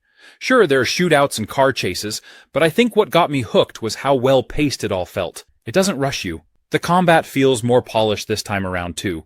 And the driving? I never thought I'd say this, but driving those old-school cars was actually fun. Crash Bandicoot 4. This game is a wild ride that combines classic Crash nostalgia with fresh, modern twists that feel like a love letter to longtime fans and a great entry point for newcomers. It's a bit of a crazy platformer, full of vibrant, chaotic worlds, tricky jumps, and the kind of fun challenge that makes you feel like a gaming hero when you finally nail it. Now, if you've played the old-school Crash games, you know that platforming here isn't a walk in the park, and Crash 4 definitely stays true to that. It's challenging, sometimes rage-inducing, but in the best possible way. There's this huge sense of satisfaction when you master those jumps, dodge obstacles, and make it to the end of a level. It's like the game is constantly daring you to just try it one more time. And hey, if you're someone who loves going for 100% completion, this game has you covered with tons of collectibles, hidden gems, and alternate paths. One of the coolest things about Crash 4 is the introduction of the Quantum Mask. These are special masks you can collect that each give you a unique ability, like slowing down time or flipping gravity. They really shake things up and make you think about platforming in a new way. Each mask adds a layer of strategy and keeps the gameplay fresh. So even if you're 10 or 20 levels in, there's always something new to discover. The masks really give Crash, and Coco, if you prefer to play as her, a fun, super-powered feel without making the game any less challenging. Hitman 3. Now this is a game that just gets the whole stealth genre right. I love how it puts you in the shoes of Agent 47, and suddenly you feel like this ultimate, cool-headed assassin. What makes it special is the freedom it gives you to approach every mission how you want. Like, you're dropped into these huge, intricately designed sandboxes, and then it's up to you to figure out how you're going to take down your targets. Do you go all stealthy, blend into the crowd, and take your time? Or do you throw caution to the wind, cause chaos, and improvise? Either way, it's a blast. The level design in Hitman 3 is just genius. I'm still thinking about the Dubai mission, starting at the top of that skyscraper. Looking out over the city from a literal cloud level, it's breathtaking. And then there's the Dartmoor level, which is like something straight out of a detective novel. You can actually pose as a detective investigating a murder while planning a murder. It's just so creative, giving you this puzzle box of opportunities to play around with. And there's always that moment when you figure out a crazy way to eliminate your target that feels so satisfying, like, I can't believe I just pulled that off. Another thing I love is how replayable it is. You finish a mission, and then you start thinking, wait, what if I tried it this way? Or, what if I used that secret passage I missed the first time? It's not about following some rigid plan. It's about adapting on the fly and making it work. Honestly, Hitman 3 is one of those games that I keep coming back to. It's smart, stylish, and just a ton of fun. Prince of Persia, The Lost Crown. A game that feels like a love letter to the roots of the series while bringing something fresh and bold to the table. Movement feels like a dance, fluid, fast-paced, and incredibly rewarding when you string it all together. Sargon isn't just your run-of-the-mill protagonist. He's equipped with an arsenal of moves that make traversal and combat a treat. Whether you're wall running, dodging traps, or leaping across massive gaps, there's a rhythm to it that feels so satisfying. And then there's the combat. Let me tell you, it's not just about hacking and slashing your way through enemies. Every encounter demands strategy. You'll have to master dodges, parries, and combos to succeed. Enemies aren't pushovers. They're smart, they're tough, and they'll make you think on your feet. But that's part of the fun, right? When you finally take down a tricky foe after figuring out their patterns, it's such a rush. One thing that stands out about The Lost Crown is how it balances exploration and combat. The world is layered with secrets and challenges that encourage you to look beyond the obvious. It's not just about moving from point A to point B. It's about figuring out how to get there, what's hidden along the way, and how to overcome obstacles that aren't always straightforward. The game constantly rewards curiosity, and every time you uncover something new, it feels like a win. Speaking of obstacles, the puzzles in this game are no joke. They're clever, varied, and so satisfying to solve. Need for Speed Unbound, a high-octane ride that throws you right into the heart of street racing with an unmistakable attitude. The focus is all about the thrill of the chase. the rush of the win, and the risk you're willing to take to make a name for yourself in a city that never stops moving. The gameplay is a perfect mix of adrenaline-pumping races, high-stakes police chases, and strategic planning. It's not just about crossing the finish line first, it's about how you get there. Do you take the riskier shortcuts, or do you play it safe and stick to the main road? Every race feels like a gamble, and the rewards always feel worth it. Winning is great, but outsmarting cops in a high-speed pursuit? That's a different kind of rush. Customization is where Unbound really shines. This game gives you the tools to create a car that's truly yours. It's not just about slapping on a coat of paint and calling it a day. You can tweak, upgrade, and style your ride to match your vibe. Whether you're going for sleek and stealthy or loud and flashy, the options feel endless, and every adjustment makes your car feel like an extension of your personality. The races are intense and unpredictable, with a variety of events that keep things fresh. There's a sense of progression that feels earned as you climb the ranks, build your rep, and unlock better rides. The competition is fierce, but that's part of the fun. The game is a love letter to speed, style, and rebellion.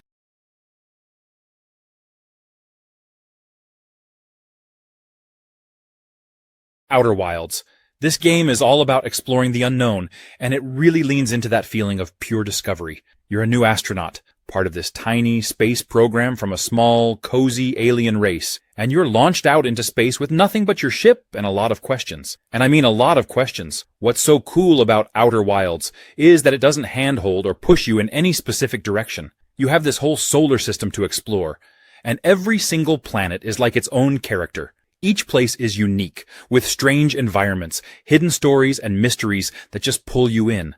You land somewhere, start exploring, and immediately find yourself getting wrapped up in something unexpected. The sense of wonder in this game is unreal. I mean, you'll be cruising along and suddenly you're uncovering secrets that are far bigger than you'd expect. There's something magical about wandering into these ancient ruins or discovering strange technologies from a long-lost civilization. And as you piece things together, you start to understand that every single mystery is connected, which is honestly so satisfying. One of my favorite things is how much Outer Wilds makes you feel like a real explorer. There's no combat or big flashy objectives. It's all about curiosity. Every time you figure something out, it feels like a little victory, and the game respects that you're smart enough to connect the dots on your own. Another thing is the time loop. It's such a unique mechanic that gives the game this sense of urgency, but without being punishing. The Division 2.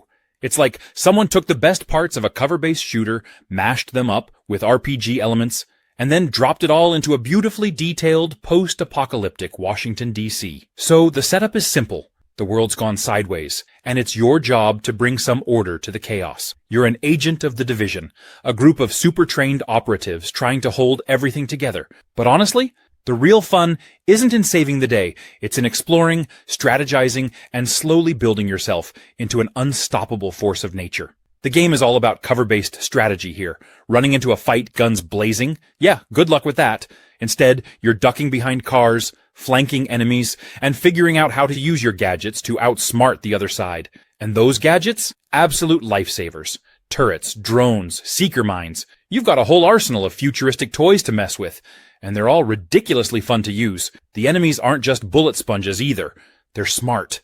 They'll flank you, use cover, and coordinate to take you down.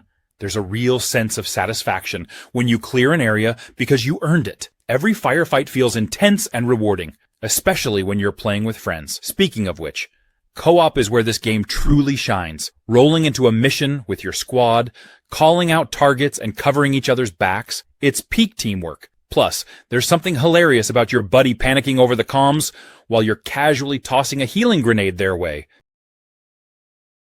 Assassin's Creed Mirage. Mirage drops you into 19th century Baghdad, and let me tell you, it's gorgeous. The city feels alive, bustling with activity, narrow streets, and towering rooftops that beg to be climbed. The attention to detail here is incredible. It's like they cracked open a history book and turned it into a vibrant, living world. If you've been a fan of the series since the early days, you'll love the gameplay here. It's all about stealth, precision, and planning. No more running into a group of enemies and fighting your way out like a tank. Mirage encourages you to think like an assassin again, sneak through crowds, blend in, climb up to a vantage point, and take your shot when the time is right. It's so satisfying when a plan comes together and you get that perfect, clean assassination. The parkour feels so good. It's smooth, fluid, and makes navigating the city an absolute joy. There's nothing quite like sprinting across rooftops, vaulting over obstacles, and making a daring leap onto a narrow beam while a guard shouts, "Hey you!" from the street below. The freedom of movement is top tier, and it reminded me of why I fell in love with this series in the first place. The story is also a highlight. No spoilers, I promise, but it's tightly focused, and that's a good thing. After the sprawling epics of recent Assassin's Creed games, Mirage feels like a refreshing change of pace. It's more personal, more intimate, and it really leans into the assassin versus the system theme. You get to see the journey of Basim, yes, that Basim, if you've played Valhalla, Detroit Become Human. It's one of those games where you're not just watching a story play out, you're actually shaping it. Your choices matter, and I mean really matter. The choices aren't always easy either. Sometimes you're like, what's the right choice here? And there's no clear answer. It's all about what you value, and that affects the relationships you build and the path you take. There's this branching storyline, so the game reacts to your choices in a way that feels organic. Each playthrough can be so different, and it's wild seeing how even small decisions can snowball into something huge later on. You play as 3 different androids, each with their own story, and the game does an amazing job of making you care about each one. You feel invested in their struggles, their choices, and what they want for their lives. The best part for me was the emotional weight. The game digs into some pretty deep themes: freedom, empathy, what it means to be human. And because it's so interactive, it really makes you think about what you do in these situations. By the end, you're not just playing a game, you're reflecting on your own beliefs and choices, which is pretty rare for a video game. And Detroit doesn't shy away from tension either. There are moments where you're genuinely on the edge of your seat, trying to make quick decisions that could totally change everything. And the stakes are high because, things can go wrong in big ways if you make a wrong call. So, yeah, Detroit Become Human is perfect if you're into games that let you dig into a story deeply, and that give you control over what happens. FORZA Motorsport. This isn't a game that casually asks you to win. It challenges you to learn every curve, every braking point, and every opportunity to overtake with precision. At its core, FORZA Motorsport is a celebration of cars, competition, and the sheer joy of pushing limits. This is where car enthusiasts and racing fans unite, exploring an intricate world where every vehicle feels like it has its own story to tell. It's not just a race to the finish line. It's about understanding your car, the track, and the craft. There's a kind of magic in how the game translates the language of motorsport into an experience that feels approachable yet endlessly deep. The driving physics are a standout feature here. FORZA Motorsport strikes a perfect balance between realism and accessibility, creating a playground where beginners can learn and veterans can refine their skills. Each car handles differently, and you can feel the difference when you switch from a nimble hatchback to a roaring supercar. Car customization is where the game really lets you unleash your creativity. This isn't just about slapping on a new coat of paint or adding a flashy decal. It's a deeply satisfying process where you can tweak everything from the aerodynamics to the engine setup. FORZA Motorsport doesn't treat cars like mere tools. They're your partners on the track, and you have full control over how they evolve. The variety of tracks is another area where this game shines. Resident Evil 4 Remake. You know how remakes can sometimes feel like just a polished-up version of the original? This one is so much more than that. Capcom managed to take one of the most beloved games in the series and elevate it in all the right ways. It's like they took everything that worked in 2005 and improved it without losing that magic. Honestly, if you're a fan of the original, you're going to be thrilled. First off, the graphics are stunning. You know how the original had that eerie, creepy vibe with its isolated village?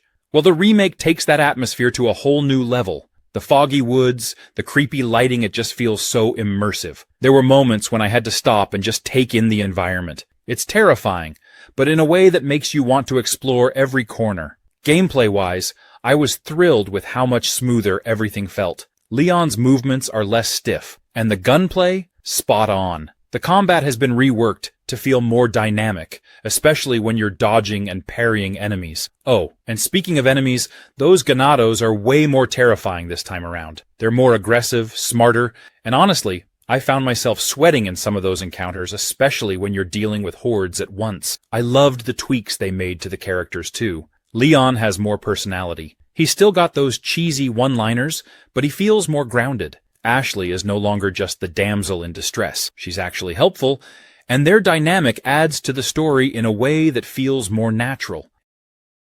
Clair Obscure 33. This is an intricate and deeply atmospheric puzzle-adventure game that revolves around uncovering the truth. In a world shrouded in mystery and contrast, the game leans heavily into its mechanics, offering a blend of clever problem-solving and exploration that feels distinctly tailored for those who appreciate a cerebral challenge. It's a space where every element exists for a reason, demanding your attention to detail and rewarding your curiosity. Every area you explore challenges your perception, requiring you to think about space and perspective in ways that few other games dare to explore. The interplay of light and darkness serves as the foundation for its puzzles, turning even the simplest task into a layered and engaging experience. The puzzles here are methodically crafted, each one designed to push you just enough to keep you invested without ever feeling insurmountable. They rely on logic and experimentation, encouraging you to test boundaries and think creatively, whether it's manipulating objects, redirecting beams of light, or using shadows to your advantage. The game keeps its mechanics fresh by constantly introducing subtle twists that evolve as you progress. Exploration is a key part of the experience. Clair Obscure invites you to pay attention to every detail in your surroundings, as the world is filled with secrets waiting to be uncovered. This is not a game where you can rush from point A to point B. It rewards patience and observation. Wolfenstein: The New Order. It's an absolute blast of a game, and I mean that literally. It's one of those titles that grabs you from the very start with its intense action, gripping story, and just straight-up brutal combat. It's a reimagining of a classic series, but it manages to feel both modern and respectful to its roots. The game is set in an alternate history where the Nazis won World War II, and it's your job as BJ Blazkowicz to bring them down. It's got this perfect balance of being both over the top and really emotionally engaging. The gameplay, though, that's where Wolfenstein really shines. It's this perfect mix of old-school shooter mechanics with some modern twists. You've got dual-wielding guns, fast movement, and the ability to choose between stealth or going full Rambo in most situations. What's awesome is that the game gives you a ton of freedom in how you approach combat. You can sneak around, taking enemies out silently, or just run in, guns blazing, and leave a trail of destruction. Personally, I love switching between the two, depending on the situation. The pacing of the game is fantastic as well. You're constantly moving between different environments and situations. 1 minute, you're in a Nazi prison, trying to escape, and the next, you're on a mission to infiltrate a moon base. Yes, a moon base. The game really goes all out with its setting, and it's not afraid to get a little weird with the sci-fi elements. There's a ton of variety in the level design, and you never really know what the game's gonna throw at you next. Mortal Kombat 11. The game that takes everything you know and love about this legendary franchise and cranks it up to 11, literally. The combat feels tight, responsive, and packed with layers of depth. Whether you're a button masher or someone who's memorized every single combo in the series, the game caters to all kinds of players. It's easy to jump in and start throwing punches, but mastering a character, that's where the real fun begins. And speaking of characters, the roster here is incredible. You've got old favorites, some unexpected returns, and a few surprises that will definitely keep you on your toes. Each fighter feels unique, with their own playstyle, moves, and of course, those iconic fatalities. Seriously, the fatalities in this game are a spectacle. They're gruesome, sure, but they're also so over the top that you can't help but laugh and cringe. It's like a masterclass in creative chaos. But it's not just about fighting, it's about strategy. Mortal Kombat 11 introduces new mechanics like the fatal blow and crushing blows, which add an extra layer of depth to each match. These aren't just flashy moves, they're game changers that can turn the tide of a fight if used wisely. It's all about timing and knowing when to strike, and it keeps every match feeling fresh and unpredictable. One thing that stands out is how accessible the game feels without sacrificing its complexity. If you're new to the series, the tutorials are super helpful, breaking down everything from basic moves to advanced strategies. Assassin's Creed Valhalla. Imagine taking a trip back to the Viking era, where you're not just any Viking, but Eivor, a fierce warrior ready to carve their own legend. Right from the start, this game pulls you in with that unmistakable Viking vibe. You're out there raiding, exploring, and building your own settlement. The combat in Valhalla is brutal in the best way possible. As Eivor, you can dual-wield weapons, mix and match different fighting styles, and pull off some pretty epic moves. The combat feels meaty and satisfying, with every hit landing with a sense of weight behind it. And when it comes to raiding, it's absolute chaos in the best way. There's something so exhilarating about sailing up to a village, sounding the horn, and charging in with your crew. You can tell the developers put a lot of love into making every raid feel intense and chaotic. Oh, and then there's the settlement, Ravensthorpe. This place becomes your base of operations, and building it up feels incredibly rewarding. As you raid and gather resources, you're constantly adding new buildings and unlocking cool features. The settlement is full of life, with characters you actually care about. It's not just a place you go to between missions. It becomes a little slice of home for Eivor and the crew. You'll spend time upgrading the blacksmith, brewing with the tattoo artist, and even feasting with your fellow Vikings. There's this sense of community that feels genuine and makes you want to see Ravensthorpe thrive. If you're a fan of Norse myths, Valhalla has you covered. Prey. This is one of those games that should have been a hit, but for whatever reason didn't catch on like it deserved to. And honestly, it's a real shame. Now, the controversy with Prey, it starts with the name. A lot of fans of the original Prey from 2006 were upset that Arcane's game had the same title, but was basically a completely different thing. There was no connection to the original Prey, no Tommy, no spirit abilities, none of that. So, right off the bat, some people were mad because they were expecting a sequel or continuation of the original, but Arcane went in a totally different direction. But if you put that aside and judge Prey for what it is, it's actually one of the best immersive sims out there. Arcane is known for crafting amazing worlds. The level design is just insane. You've got all these interconnected areas, and the way you can approach situations, whether you want to sneak, hack, fight, or even turn into a coffee cup. Yeah, that's a thing. Gives you so much freedom.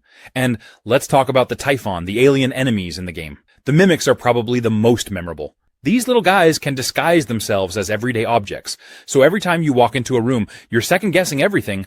Is that chair just a chair, or is it about to jump at me? It adds this constant tension that makes the whole experience so gripping. Combat can be pretty tough, but it's rewarding. The glue gun is such a cool weapon. It's not just for fighting, but you can use it to create platforms and block hazards. No Man's Sky, one of the most controversial video game redemption stories out there. When this game first launched, it got slammed hard, like really hard. People were furious because they felt like they were promised the universe, literally, and what they got didn't live up to all the hype. You know how it is when a game gets hyped beyond belief, right? Expectations just go through the roof. The biggest issues at launch were things like missing features, limited multiplayer options, and overall a lack of the promised living, breathing universe that players thought they'd get. It was a huge deal at the time. Everyone was like, where are the massive space battles? Where's all the depth? Players felt misled, and it led to some pretty angry reviews. No Man's Sky became the poster child for overpromised and underdelivered games. But here's the crazy part. Instead of throwing in the towel, the developers at Hello Games just kept working on it. They didn't give up.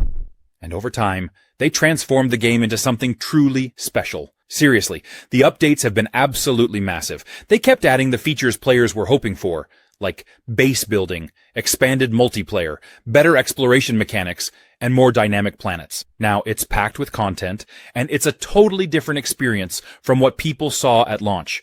It's honestly one of the most positive turnarounds in gaming. It went from being the game everyone loved to hate, to becoming a beloved space exploration game with a really dedicated fanbase. Final Fantasy VII Rebirth. If you played Final Fantasy VII Remake, you're already familiar with the epic world and characters, but Rebirth just takes everything up a notch. Midgar was this dark, gritty industrial setting in Remake, but Rebirth opens things up. You get to see more of Gaia, explore lush forests, massive plains, and mysterious ruins that feel like they're hiding 1,000 secrets. And then, there's the combat. Oh boy, if you thought the battles in Remake were good, Rebirth steps it up. It's still that real-time, action-packed combat system, but everything feels smoother and more refined. Switching between characters mid-battle is seamless, and they each bring something totally unique to the table. Cloud's powerful sword slashes, Tifa's quick martial arts, Barrett's massive gun arm. Everyone has a role, and you get to experiment with strategies that make every encounter exciting. And the materia system is back, so you're constantly tweaking your setups, figuring out the best combos for each fight. Oh, and the bosses? Unreal. Square Enix did not hold back.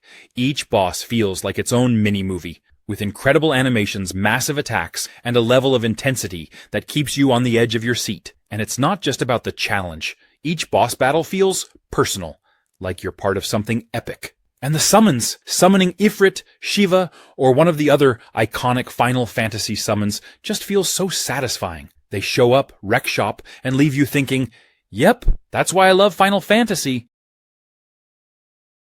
The Crew 2.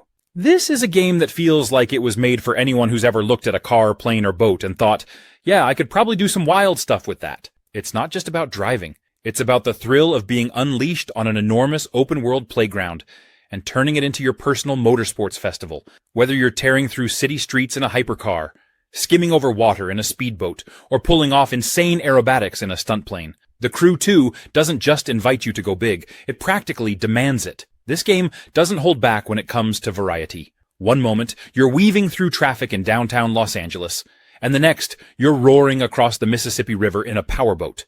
And the best part? You can switch between vehicles on the fly. It's a seamless transition that adds so much personality to the experience. Want to launch off a mountain in your car, switch midair to a plane, and finish by landing in a river as a boat? The freedom here is absolutely unhinged in the best way possible. The map is massive, covering a condensed version of the United States. It's not just about the size, though. It's about how alive it feels. Highways stretch endlessly, countryside sprawls out invitingly, and cities buzz with a certain kinetic energy. Each location feels distinct, and the way the environments cater to the vehicles you're using is incredibly satisfying. Flying over the Grand Canyon or speeding across the swamps of Florida gives every type of vehicle its time to shine. Uncharted 4. This is one of those games that grabs you from the very first moment. If you've played any of the previous Uncharted games, you know what to expect. Action, adventure, treasure hunts, and a lot of intense moments. But Uncharted 4 just hits differently. It feels like a perfect blend of everything we loved about the series, but with a more mature, reflective tone.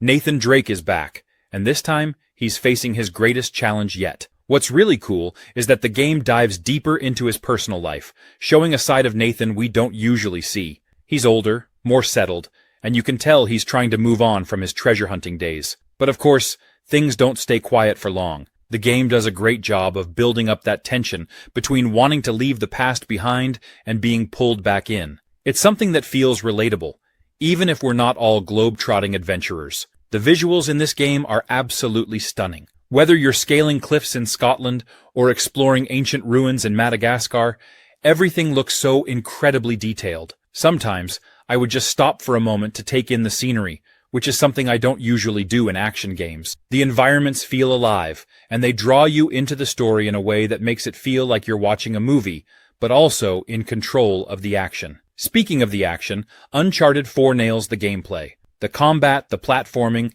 and even the puzzle solving all feel smooth and satisfying. Baldur's Gate 3. If you're into RPGs or Dungeons & Dragons, this is basically a dream come true. The thing is, it's not just the story. It's the choices you make, the characters you meet, the dice rolls that can completely change how a situation unfolds. Every playthrough feels different, and I love that about it. First off, let's talk about the freedom this game gives you. You can literally do anything.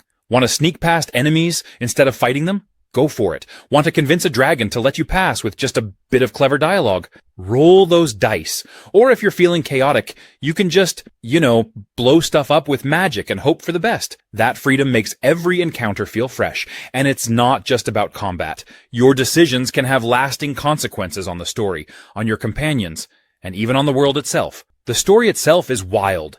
You start off with this mind flayer parasite in your brain, which immediately sets the stakes super high.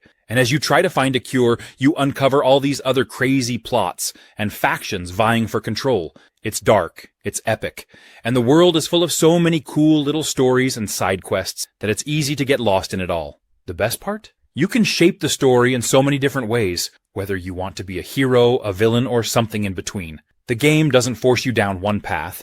It really feels like your journey. It's got that perfect blend of story, character development, and strategic combat, all wrapped up in this beautiful, sprawling world. The Evil Within 2. If you've played the first one, you know it's already got that creepy, nightmarish vibe, but this sequel, it takes things to a whole new level. How it blends open-world elements with that tight, survival horror tension. You've got more freedom to explore this time, but it never feels too safe. Even in the open areas, there's this constant sense of dread, like something could jump out at you at any moment. And trust me, the game knows how to play with your nerves. The enemies in this game are wild. Some of the creature designs are just pure nightmare fuel, like that multi-limbed thing guardian. Still gives me the creeps just thinking about it. And don't even get me started on the bosses. Every encounter feels intense and nerve-wracking, especially since resources are still pretty scarce. You've got to be smart about when to fight and when to sneak around. The open areas give you more options for how to approach situations, which I really liked. Sometimes it felt satisfying to sneak by enemies unnoticed, and other times you'd have no choice but to go guns blazing. The game forces you to be adaptable. The story is solid too. It's got that psychological horror aspect that really messes with your head, but it also wraps up a lot of the loose ends from the first game in a satisfying way. And I've got to say, there are some twists in there that genuinely shocked me. It's not just about the scares. It's a good narrative experience, too. And of course, the crafting system is back, so you can make your own ammo and gear. Ghost Recon Breakpoint. Ubisoft had a pretty solid reputation with the previous game, Ghost Recon Wildlands, so expectations were high for this one. But when Breakpoint dropped, it was met with a ton of criticism. People were upset with everything, from the bugs and glitches to the live service elements and microtransactions. Some felt the game had drifted too far from what made the Ghost Recon series great, tactical, squad-based military action. A lot of the backlash was around the game's focus on looter-shooter mechanics. Fans of the series weren't too happy about the addition of gear scores and loot systems, which felt more like something out of the Division rather than a tactical military shooter. That shift towards a more RPG-like system was jarring for longtime fans, and many felt it took away from the realism and immersion they loved about the franchise. Another big complaint was the lack of AI teammates at launch, which had been a staple in past Ghost Recon games. Instead, you were forced to play solo or with real players in co-op, and that left some players feeling like the experience was incomplete. But here's the thing. Ubisoft listened to the feedback. Over time, they patched the game, added new features, and really worked to improve the overall experience. AI teammates were eventually brought back, and many of the issues with bugs and balance were addressed. The game today is a much better, more polished version than it was at launch. Despite the rough start, Breakpoint offers a lot for fans of tactical shooters. Watch Dogs. You remember Watch Dogs? The first one? I feel like it doesn't get enough love. It's funny because when it first came out, everyone was hyped about the whole hacking thing. Yeah, it didn't fully live up to the insane expectations, but looking back, it was actually a pretty solid game. What really pulled me in was the whole idea of controlling the city with your phone. Like, you could hack traffic lights, cameras, basically turning the entire city of Chicago into your personal playground. There's just something so satisfying about sneaking into an enemy base and never even having to fire a shot. Just using cameras and distractions to mess with people. It made me feel like this tech-savvy mastermind. Aiden Pierce is a little brooding, and not the most charismatic character out there, but I kinda liked that about him.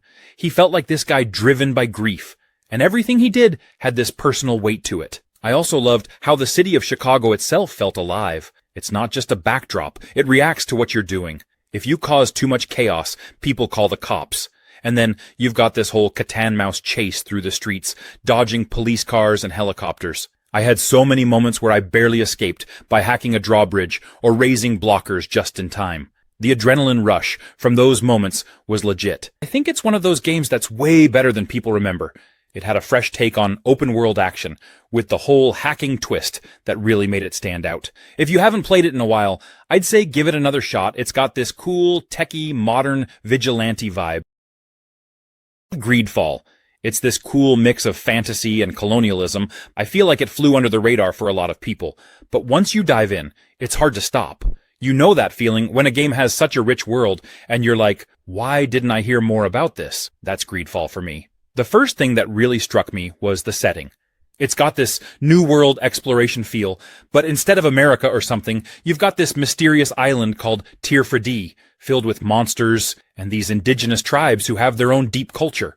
Honestly, I think the world building is one of the game's strongest points. Like, there's this constant sense of discovery, and every place feels like it's hiding a secret or two.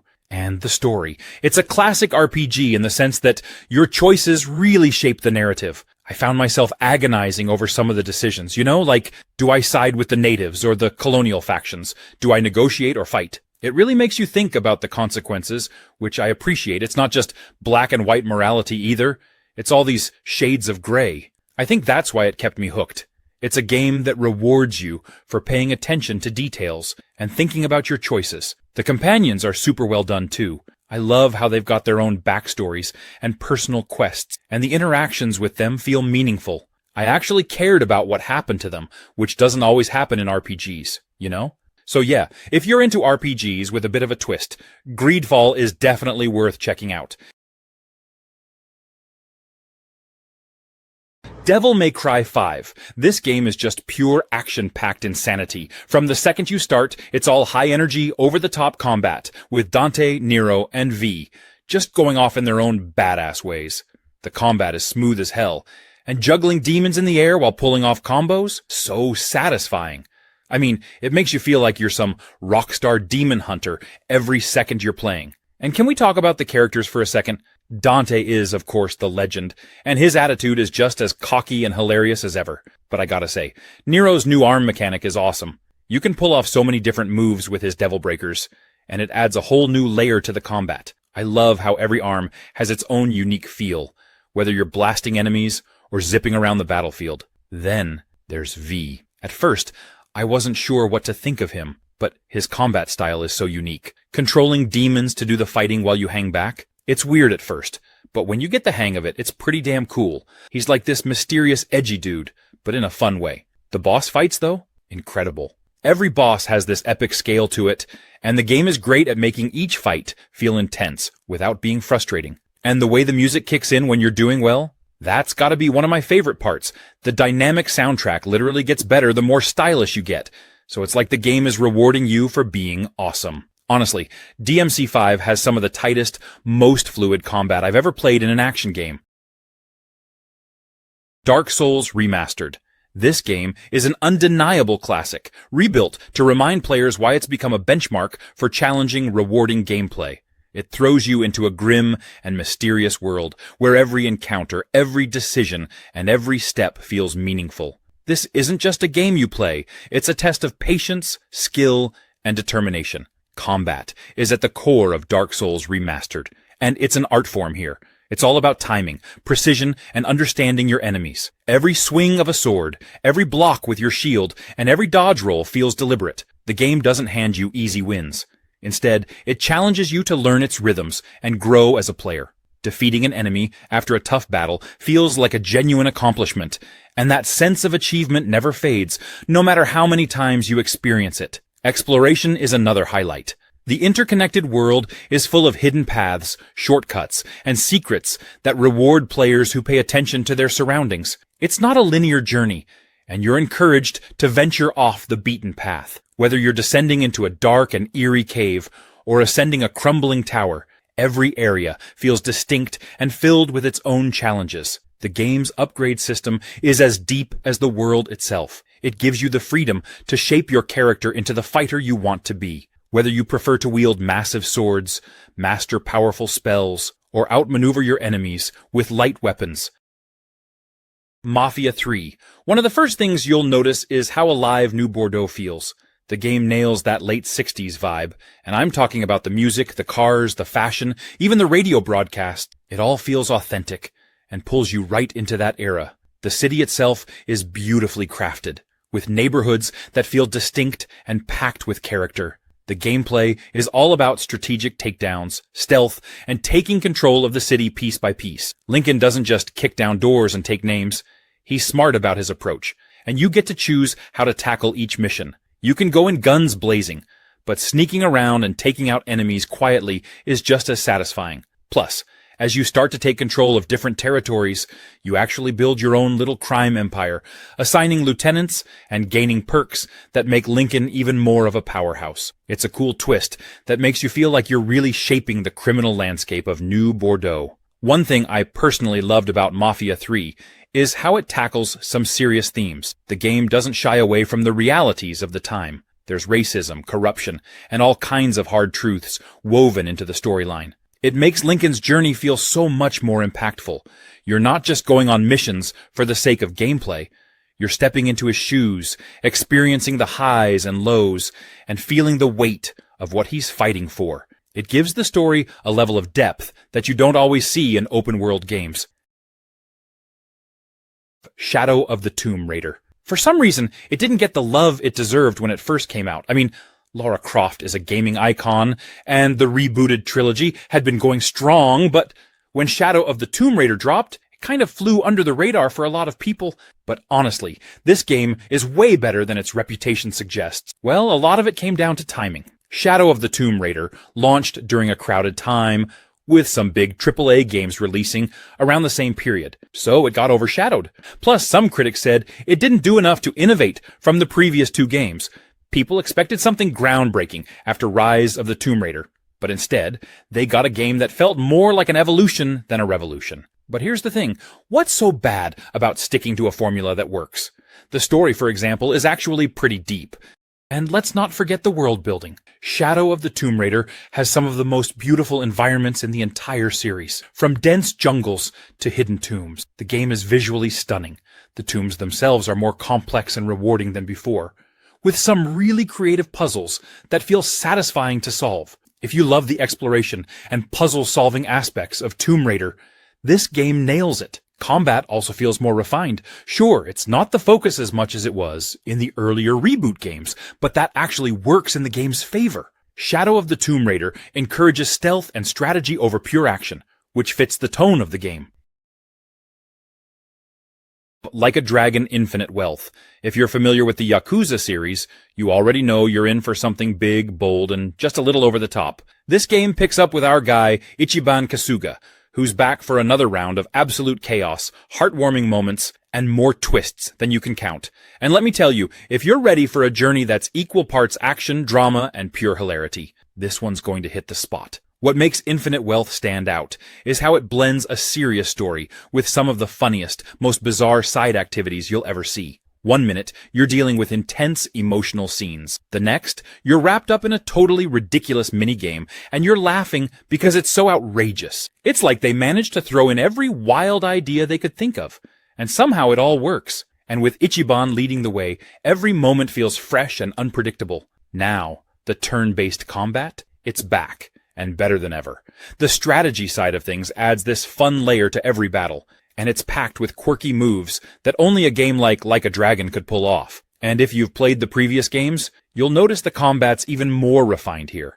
It's still got that signature mix of outlandish attacks and strategic depth, which makes every fight feel epic and hilarious at the same time. But beyond the action, it's really about the characters. Ichiban is one of those protagonists who's impossible not to root for. He's got this mix of loyalty, optimism, and pure heart that makes him stand out. Rise, Son of Rome. You know, when I first fired up Rise, I wasn't entirely sure what to expect. I'd heard mixed things over the years, but it really surprised me in a lot of good ways. Right from the start, the visuals pulled me in. I mean, this game is stunning. The world of ancient Rome looks so alive, from the grand architecture to the battlefields dripping with atmosphere. It's one of those games where you can just stop and admire the scenery. But Rise isn't just about looking pretty. The combat, while simple, is incredibly satisfying. Yeah, it's not the most complex system out there, but once you get into the rhythm of sword swings, dodges, and finishing moves, it feels epic. There's a real sense of power behind each blow, And the slow-motion finishers? Pure cinematic brilliance. It made me feel like a gladiator, right in the thick of battle. The story, too, deserves some praise. Marius Titus, the game's protagonist, has a journey that's as much about personal revenge as it is about the fate of Rome itself. The way the narrative unfolds keeps you invested. And let's not forget the voice acting.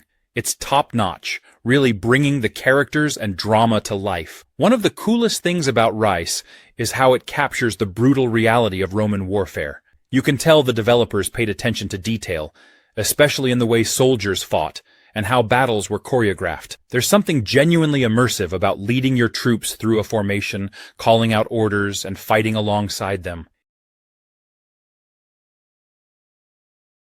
Mad Max. So, I recently had the chance to spend some time with Mad Max, and let me tell you, it's an experience that truly stands out.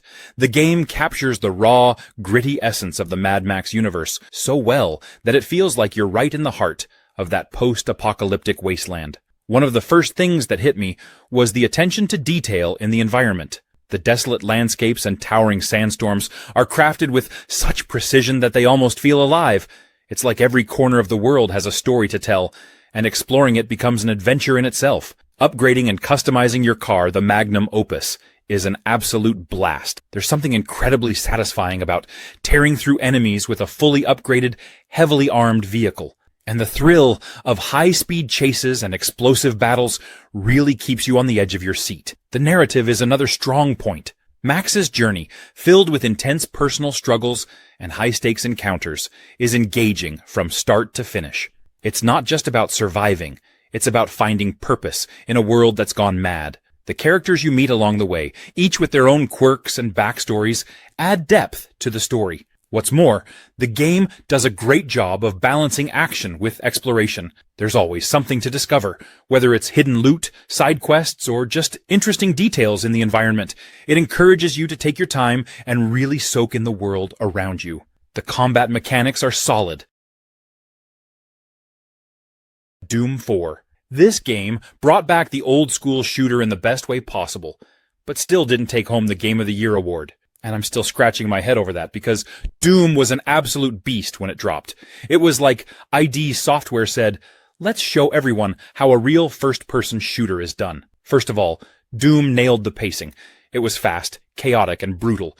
Everything you want in a Doom game. They took that classic run-and-gun formula and cranked it up to 11. You're constantly moving, jumping, and tearing through demons like a one-man wrecking crew. The combat was a symphony of destruction, where stopping meant death. And let's not forget the glory kills, where you get rewarded for ripping apart demons up close in the most satisfying ways possible. The thing that made Doom stand out was how unapologetically old school it was. No cover mechanics, no reloading, just pure adrenaline-fueled action. It felt like a return to form for the genre. And in a sea of shooters that were leaning more toward tactical, slow-paced gameplay, Doom was like a wake-up call. It reminded everyone why the original Doom was such a phenomenon back in the day. Why it didn't win Game of the Year. One reason could be that it released in a pretty stacked year. 2016 had Overwatch taking a lot of the spotlight, and multiplayer shooters were all the rage. Doom, on the other hand, was a more solo-focused experience. Sure, it had a multiplayer mode, but that's not what people played it for. Elden Ring Night Reign, a game that takes the sprawling open-world design and layered combat mechanics the series is known for, and builds on them with a darker, more intense focus on tactical gameplay and exploration. It doesn't just expand on what worked before, but introduces a whole new depth to how you approach challenges and the way you navigate its world. At its core, this game is all about mastering the art of combat, while uncovering the secrets of a sprawling, interconnected world. It's packed with dangers around every corner, but each area feels like it has its own personality. The environments are rich with detail, and designed in a way that encourages you to explore every nook and cranny. From hidden pathways to unexpected encounters, there's always something to keep you on your toes. The combat system is as layered as ever. The focus on precision and timing remains central, but there's a stronger emphasis on adapting to unique encounters. You're not just swinging a sword or casting a spell, you're learning the strengths and weaknesses of your enemies, and figuring out how to use your arsenal effectively. Whether it's experimenting with new weapons or mastering a fresh ability, the game gives you plenty of options to keep things interesting. The addition of new mechanics brings another layer of depth to gameplay. There's a heightened focus on nighttime exploration, which changes the dynamic of how you approach the world. Some areas feel more dangerous after the sun sets. Sekiro. I went in this game expecting something similar to Dark Souls, but nope. Sekiro has its own thing going on. It's all about timing, parrying, and mastering patience. You can't just hack your way through this one, but when you finally land that perfect parry, or take down a boss that's been wrecking you, it's the most satisfying feeling ever. The combat is so tight and precise. I love how it's focused more on skill than stats. Every fight feels like a proper duel, especially with that posture system. Instead of just slashing away, you're breaking down their defense to land that killer blow. It's a challenge, but man, when you get the rhythm down, it's amazing. And that grappling hook, dude, it's such a game changer. You feel like a legit ninja, zipping around trees, rooftops, and sneaking up on enemies from above. I can't count how many times it saved me from getting killed. It just makes exploring the world way more fun. Speaking of the world, the whole setting in feudal Japan is stunning. The environments are so detailed, from peaceful bamboo forests to war-torn castles. Every area has this mysterious beauty to it. And as you explore, you start piecing together the lore, which is so From Software in the best way. Now, I won't lie. Sekiro is hard. It can be brutal, but in a good way. I've died more times than I care to admit, but each death feels like a lesson. You can't just rush in. You've got to learn your enemy's moves, find their patterns, and perfect your timing. And when you do, it's like reaching some kind of gamer zen. Lords of the Fallen. Now here's a game that has an interesting story, but not in the way you'd expect. Because I'm talking about the story of how the game itself has been received. Lords of the Fallen is one of those games that came out swinging with big ideas, tried some bold moves, and got, well, a lot of hate for it. And honestly, most of it feels a bit unfair. This game came out in the shadow of Dark Souls, and, I mean, it's tough to go toe-to-toe with that. People immediately compared it to From Software's epic series, and, fair enough, Lords of the Fallen definitely wears its inspiration on its sleeve.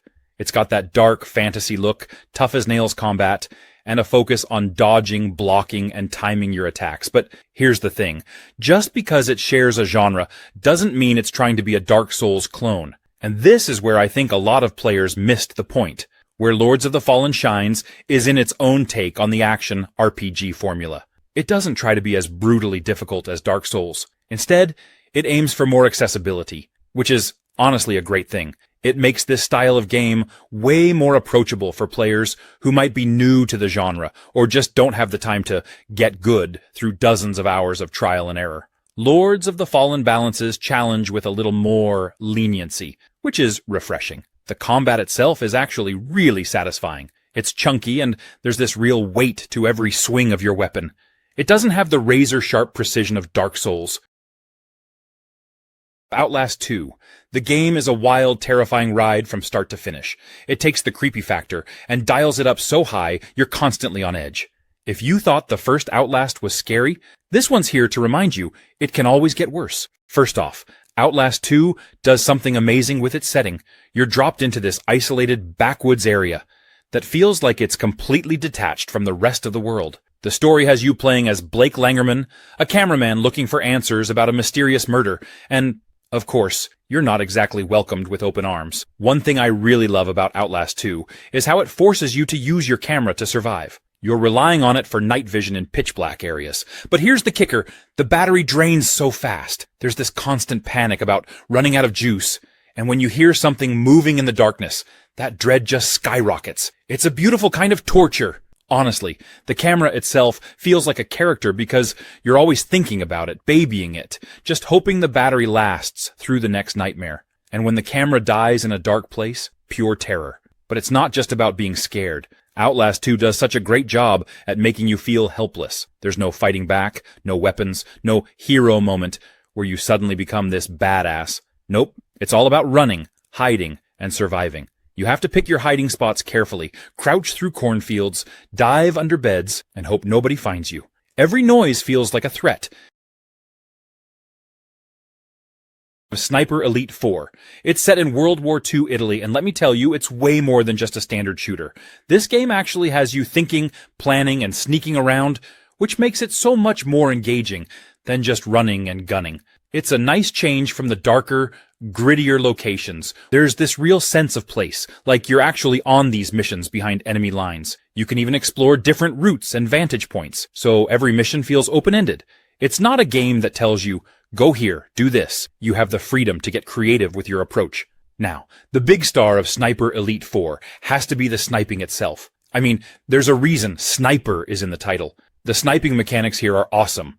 The game takes everything into account, distance, wind, even gravity, so every shot feels earned. And then there's that iconic X-ray cam. When you land a perfect shot, the camera follows the bullet in slow motion, and you get this X-ray view of it ripping through your target. It's kinda gruesome, but also so ridiculously satisfying. You know they nailed the shot mechanics when you can feel the weight of each shot. It's like a mini celebration every time you get it just right. But Sniper Elite 4 isn't just about staying a mile away from enemies and picking them off one by one. It's a full-on stealth experience. You have to be smart about where you go, how you hide, and how you move around. You can use the environment to mask your shots, like firing when a plane goes overhead or when a generator is making noise. It makes you feel like a real sniper. Evil West. If you're into games that let you feel like a total badass while fighting supernatural creatures, this one's for you. It's like Red Dead Redemption meets Van Helsing, but with way more punch. First off, the combat is brutal. You've got this mix of melee and ranged weapons that keeps things interesting the entire time. One moment, you're blasting vampires with a rifle, and the next, you're smashing them into pieces with an electrified gauntlet. The flow of switching between weapons and powers feels so natural. I loved how I never felt stuck using one method. The game just encourages you to get creative with the chaos. The story really surprised me too.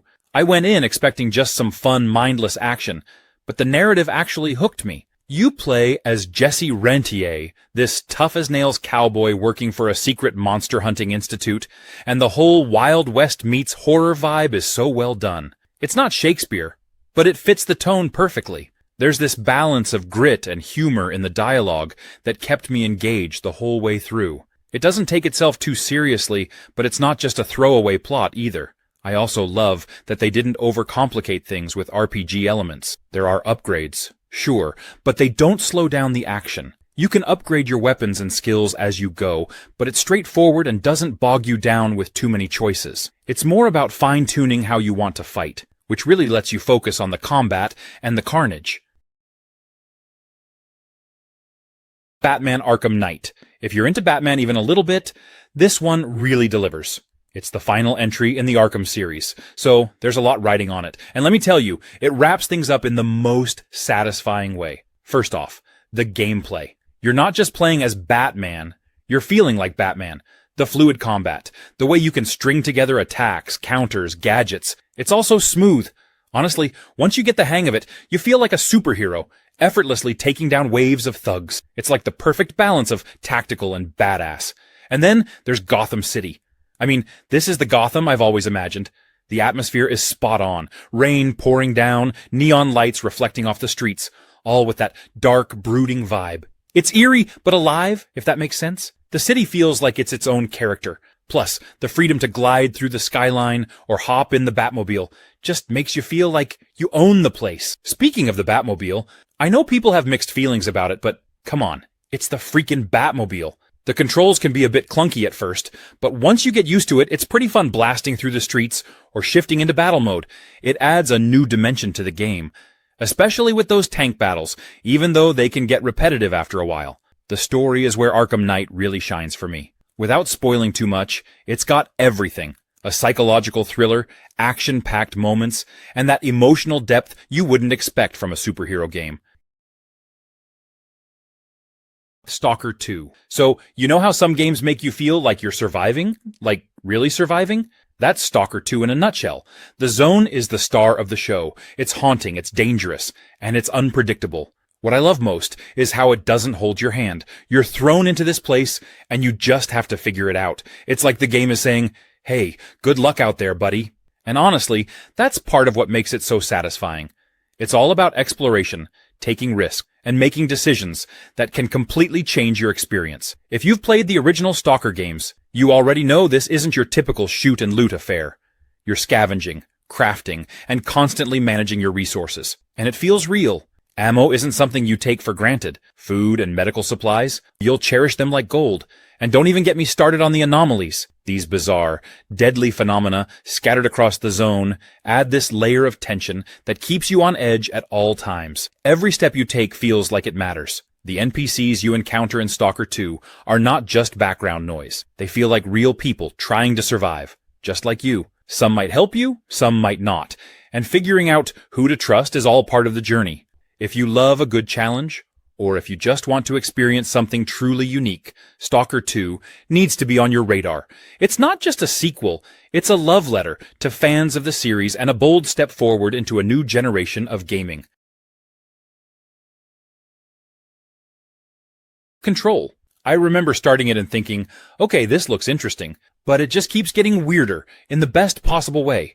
You play as Jesse Faden, who walks into this super-secret government building called the Federal Bureau of Control, and from there, things get strange. The whole game is set inside this massive, brutalist-style building called the Oldest House, and it's full of supernatural events, shifting walls, floating people. You've got this crazy service weapon that shifts between different forms, like a pistol that can turn into a shotgun or a sniper rifle. And then there's the telekinesis. Throwing objects at enemies with your mind never gets old. I remember picking up desks, chunks of concrete, even explosive canisters, and just launching them at enemies. It's so satisfying. And as you level up, you get more abilities like levitating, creating shields, and even mind-controlling enemies. It makes every battle feel dynamic because you've got all these powers to mess around with. The game also nails the whole mind-bending thing. The environments constantly shift and change.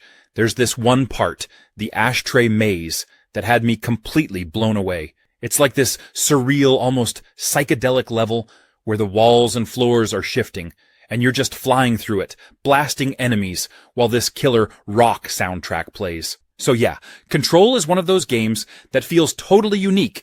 It's got this perfect mix of supernatural weirdness, awesome combat, and a mystery that keeps pulling you deeper. Kingdom Come Deliverance. It's not your typical medieval RPG, and that's exactly what makes it so special. When I first started, I was blown away by how grounded it feels. You're not some chosen one or knight in shining armor. You're just Henry, a blacksmith's son. And that's one of the best things about it. The game doesn't hold your hand, and it really throws you into this unforgiving world of Bohemia. It's gritty, realistic, and refreshingly different from other RPGs that lean into fantasy. The realism in this game is next level. There's no magic or dragons here. Everything is based on actual historical events, and the attention to detail is crazy. The armor, the weapons, the way people live. It's also authentic, and that extends to the gameplay too. The combat system, for example, is super unique. It's not just about button mashing your way through fights. It's tactical, slow-paced, and takes a lot of practice to get right. Sword fighting in particular feels so different from any other game. It's all about timing, positioning, and strategy. You really need to pay attention to how your opponent moves. What I love about Kingdom Come Deliverance is how immersive the world is. The landscape is stunning, and the towns and villages feel alive.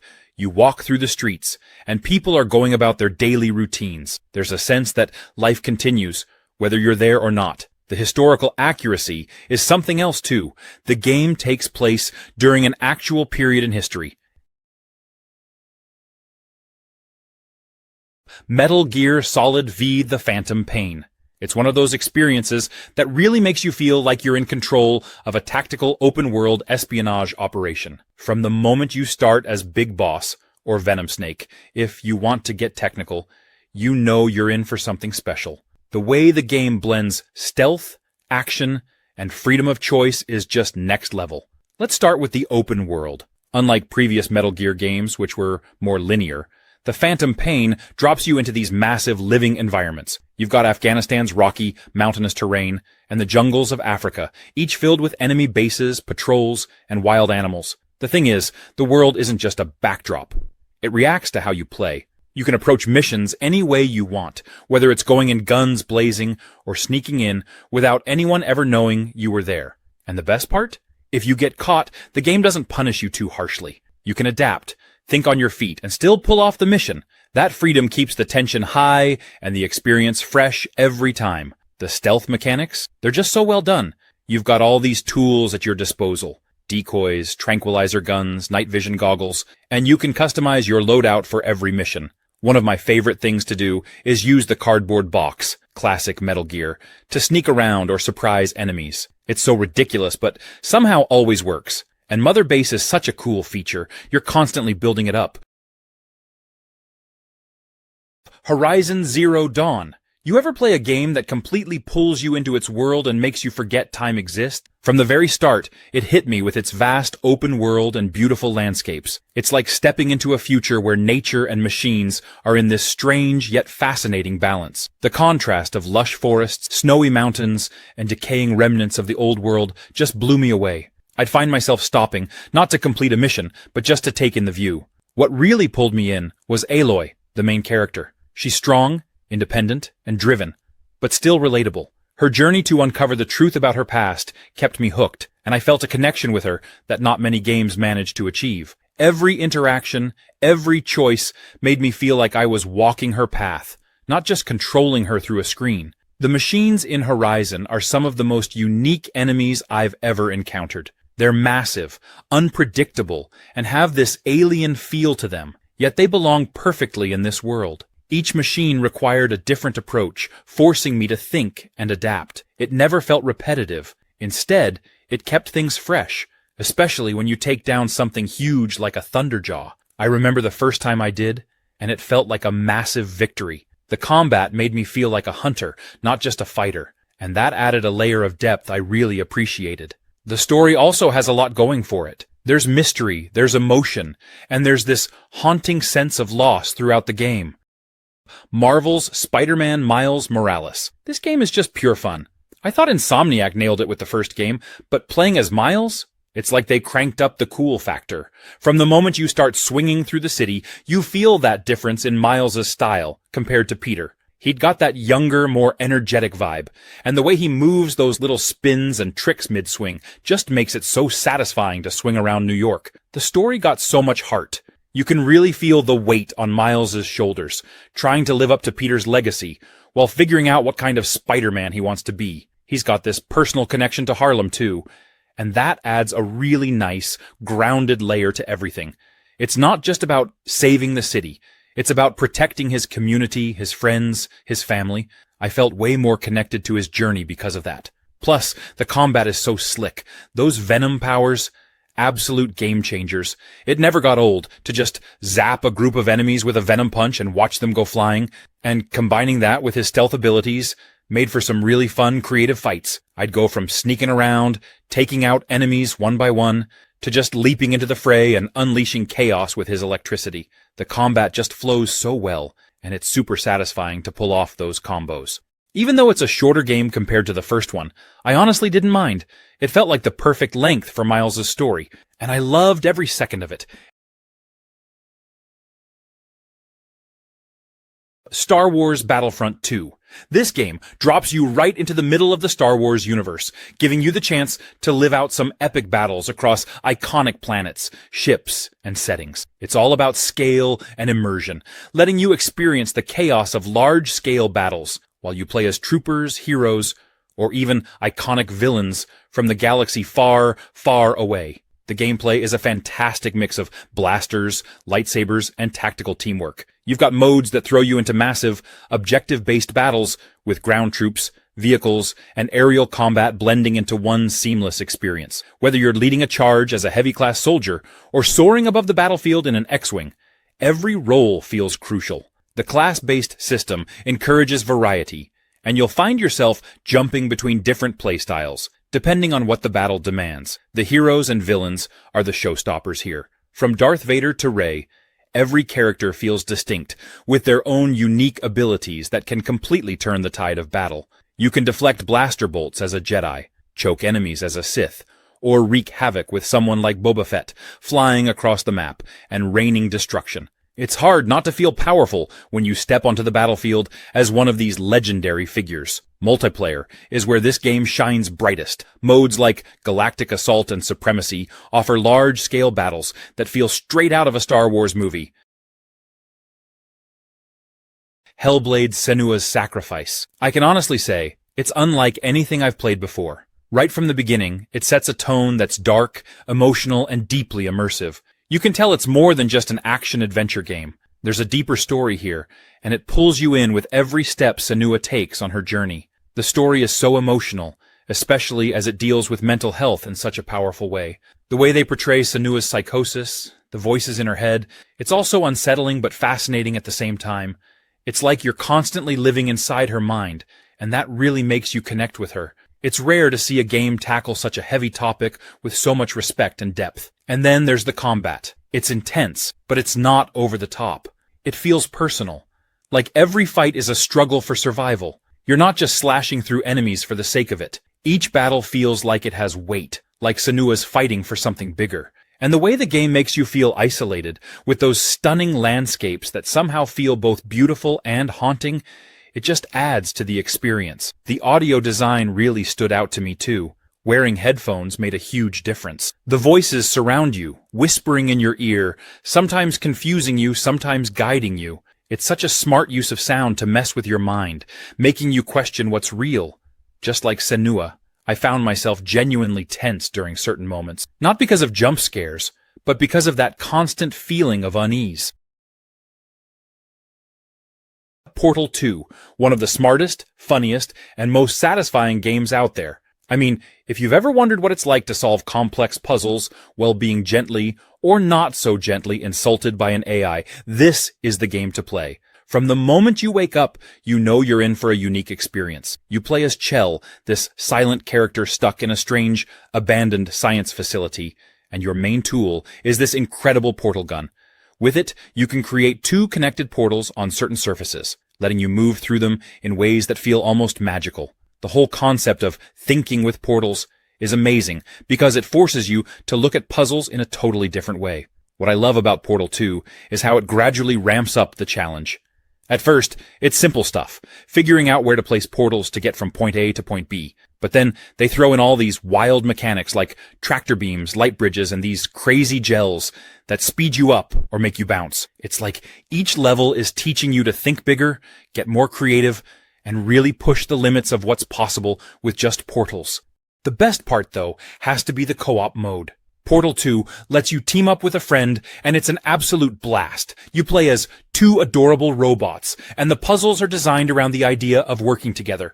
It's hilarious, challenging, and such a great way to test your teamwork. If you're into smart puzzles, and a game that constantly surprises you, Portal 2 is an absolute must-play. Red Dead Redemption 2. A game that absolutely dominated conversations when it came out, but somehow didn't win Game of the Year. And I get it, God of War was a beast in 2018, but let's be honest, Red Dead Redemption 2 was something else. This was a game that didn't just tell a story, it lived and breathed one. The world Rockstar created in Red Dead Redemption 2 was so immersive, it felt like the Old West was right there in front of you. And the detail? Insane. You could spend hours just wandering around, hunting, fishing, getting into random encounters. And every part of it felt like it was happening in real time. Rockstar nailed the atmosphere, from the dynamic weather to how towns felt alive. Even your horse had personality. People get so attached to their horses like it's a real companion. Now, the story is where the game really shines. Arthur Morgan? Easily one of the most complex, well-written characters in gaming. His whole journey of redemption, loyalty, and questioning his place in the gang gave players an emotional roller coaster. The game nailed that perfect blend of realism and fun. The way the world reacts to your choices, whether you're being honorable or wreaking havoc, makes every playthrough feel personal and unique. In the end, Red Dead Redemption 2 deserved all the praise and then some. It was more than just a game. It was an experience. The fact that it didn't win Game of the Year is still something people talk about, because it left such a lasting impact. Biomutant. Picture this, a post-apocalyptic open world, but it's not bleak and gray. Nope, Biomutant flips the script, throwing you into this lush, colorful environment that's teeming with life, strange creatures, and a real sense of wonder. You play as this adorable, yet totally fierce, mutant critter who's out there saving, or maybe even reshaping, the world. And every choice you make has an impact. One of the coolest things about Biomutant is the customization. Right from the start, you're in charge of creating your little mutant warrior. The game has this whole DNA slider system, where you can adjust your character's appearance and abilities, so you could end up with a tiny, super intelligent creature, or a big, tough warrior. And as you play, the choices just keep coming. You'll be picking abilities, powers, and weapons that totally change up your playstyle. I mean, you're out here in a post-apocalyptic wasteland, wielding crazy cool weapons and mutant powers that make you feel like a total hero, or anti-hero, depending on how you play it. The combat is another big highlight. It's a mix of martial arts, gunplay, and mutant abilities, which gives it this flow that's just so fun. One minute you're dodging around, pulling off crazy combos, and the next, you're launching mutant powers to take down enemies in style. And since the world is filled with wacky enemies, the combat is always interesting and varied.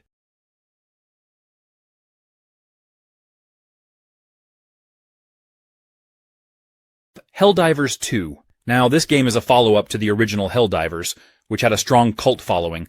It's all about cooperative, top-down, tactical shooting, but with a pretty unique twist. It's brutally difficult. However, Helldivers 2 has gotten some hate for being too punishing, or for having gameplay mechanics that can feel overwhelming, especially for new players. One of the biggest complaints is how unforgiving it can be. Friendly fire is always on, which means you can accidentally or not so accidentally kill your teammates during missions. And believe me, this happens a lot. It's a game that forces you to be super careful.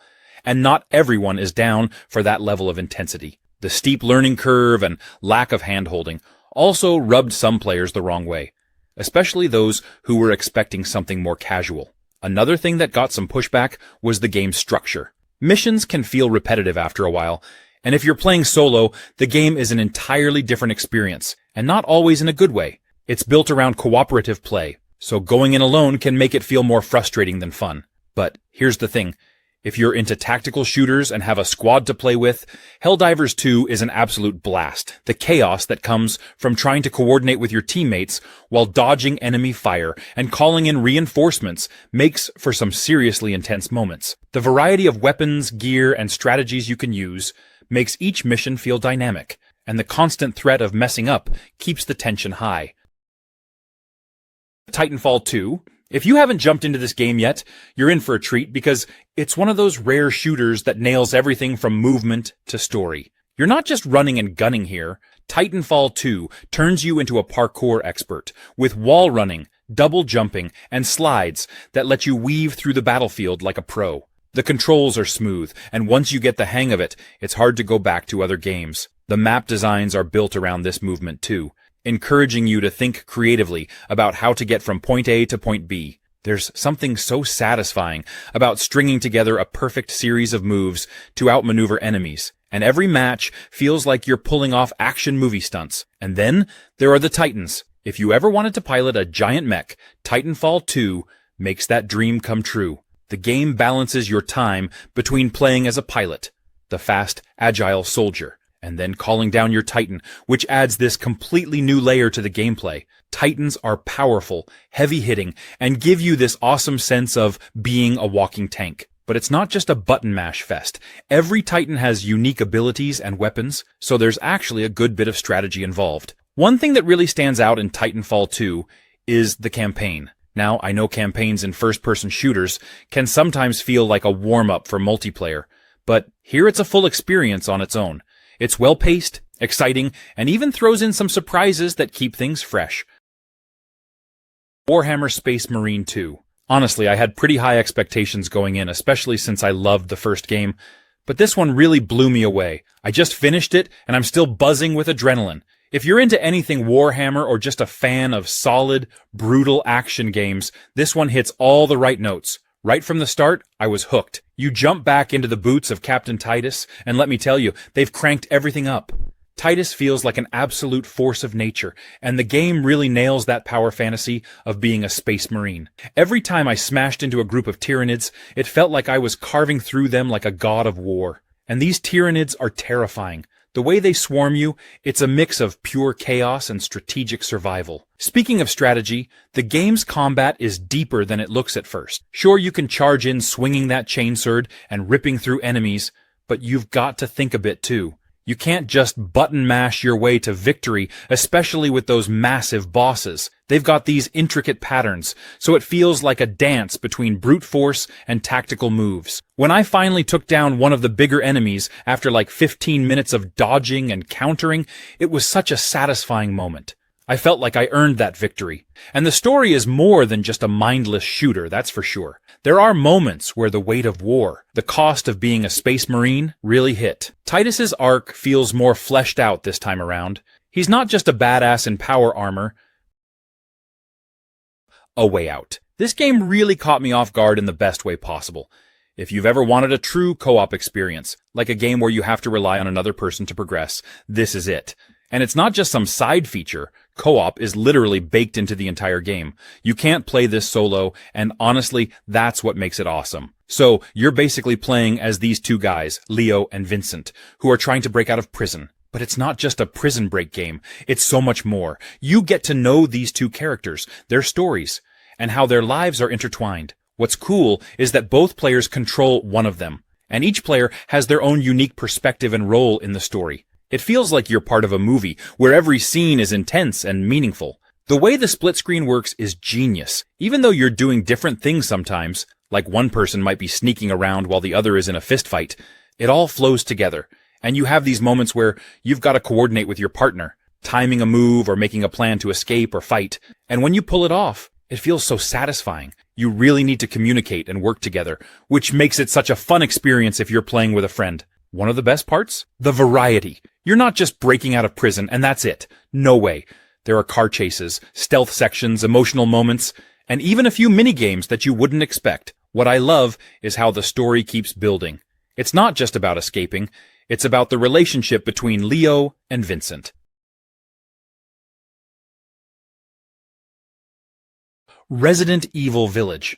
Another game that could have easily taken the Game of the Year title, but somehow didn't. And honestly, that's kind of surprising because when Village dropped, it felt like Capcom had found the perfect balance between horror, action, and just downright weirdness. One of the standout things about Resident Evil Village was how it mixed elements from both Resident Evil 7 and the more action-heavy style of Resident Evil 4. You had the creepy, atmospheric horror from 7, but then they threw in these larger-than-life characters and set pieces that screamed RE4, Lady Dimitrescu.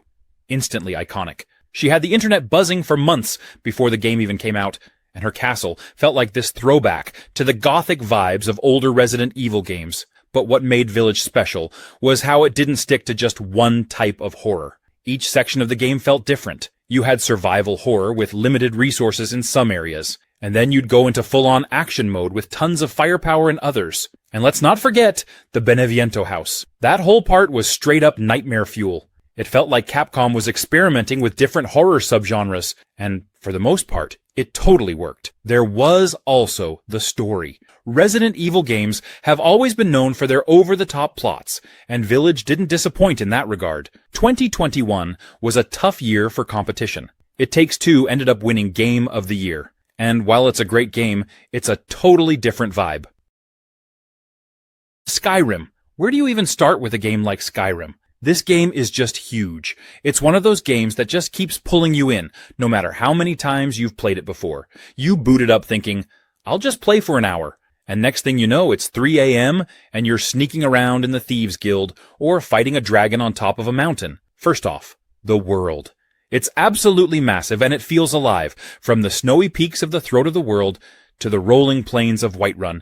Every part of Skyrim feels like it has its own story to tell. And the fact that you can go anywhere, do anything, it's such a freeing experience. Like, if you see a mountain in the distance, you can actually go there. And you never know what's going to happen along the way. Maybe you run into a giant, or you stumble upon some hidden cave with its own little quest line. It's just endless discovery. The combat, well, it's classic Skyrim. It's not about being super fancy or fast-paced, but it's about choice. You want to swing a giant axe? Go for it. Prefer sneaking around with a bow or dual-wielding daggers? Totally doable. Or maybe you want to go full wizard, summoning flames and raising the dead. Whatever your style, the game lets you play exactly how you want. And speaking of choice, the quests are insane. Sure, there's the main story about you being the Dragonborn with the whole saving the world thing. But honestly, the side quests are where it's at. You can get caught up joining the Dark Brotherhood and becoming an assassin, or leading the companions and becoming a werewolf. Nier Automata. One of those games that didn't exactly explode onto the scene when it first launched, but ended up becoming a cult classic, if you've never played it. At first glance, it might seem like just another action RPG. But this game much more than that. It's one of those titles that, once you dive in, completely pulls you in with its depth themes and that emotional roller coaster of a story. But here's the thing. When it first came out, not a lot of people were talking about it. Sure, it had fans, but it didn't immediately blow up like some big AAA game. Part of that might be because the original was kind of niche and never really became a mainstream hit. So it had this uphill battle where people weren't sure if it was worth checking out. The game is weird. And I say that in the best possible way. It doesn't hold your hand, it doesn't give you a typical RPG experience, and the story can get really out there. You've got androids questioning the meaning of life, robots acting like humans, existential dread, and more than a few mind-bending plot twists. For some players, it was a little too philosophical. It's not afraid to get deep and ask big questions. And that can be off-putting if you're just looking for a straightforward action game. Then there's the whole multiple endings thing. It doesn't just have a single ending, it has like 26 of them. Now, most of those are joke endings, but to get the full story, you actually have to play through the game multiple times, seeing it from different perspectives. Some people love that. It's one of the game's strengths, but others didn't really want to replay the same sections to uncover the whole narrative.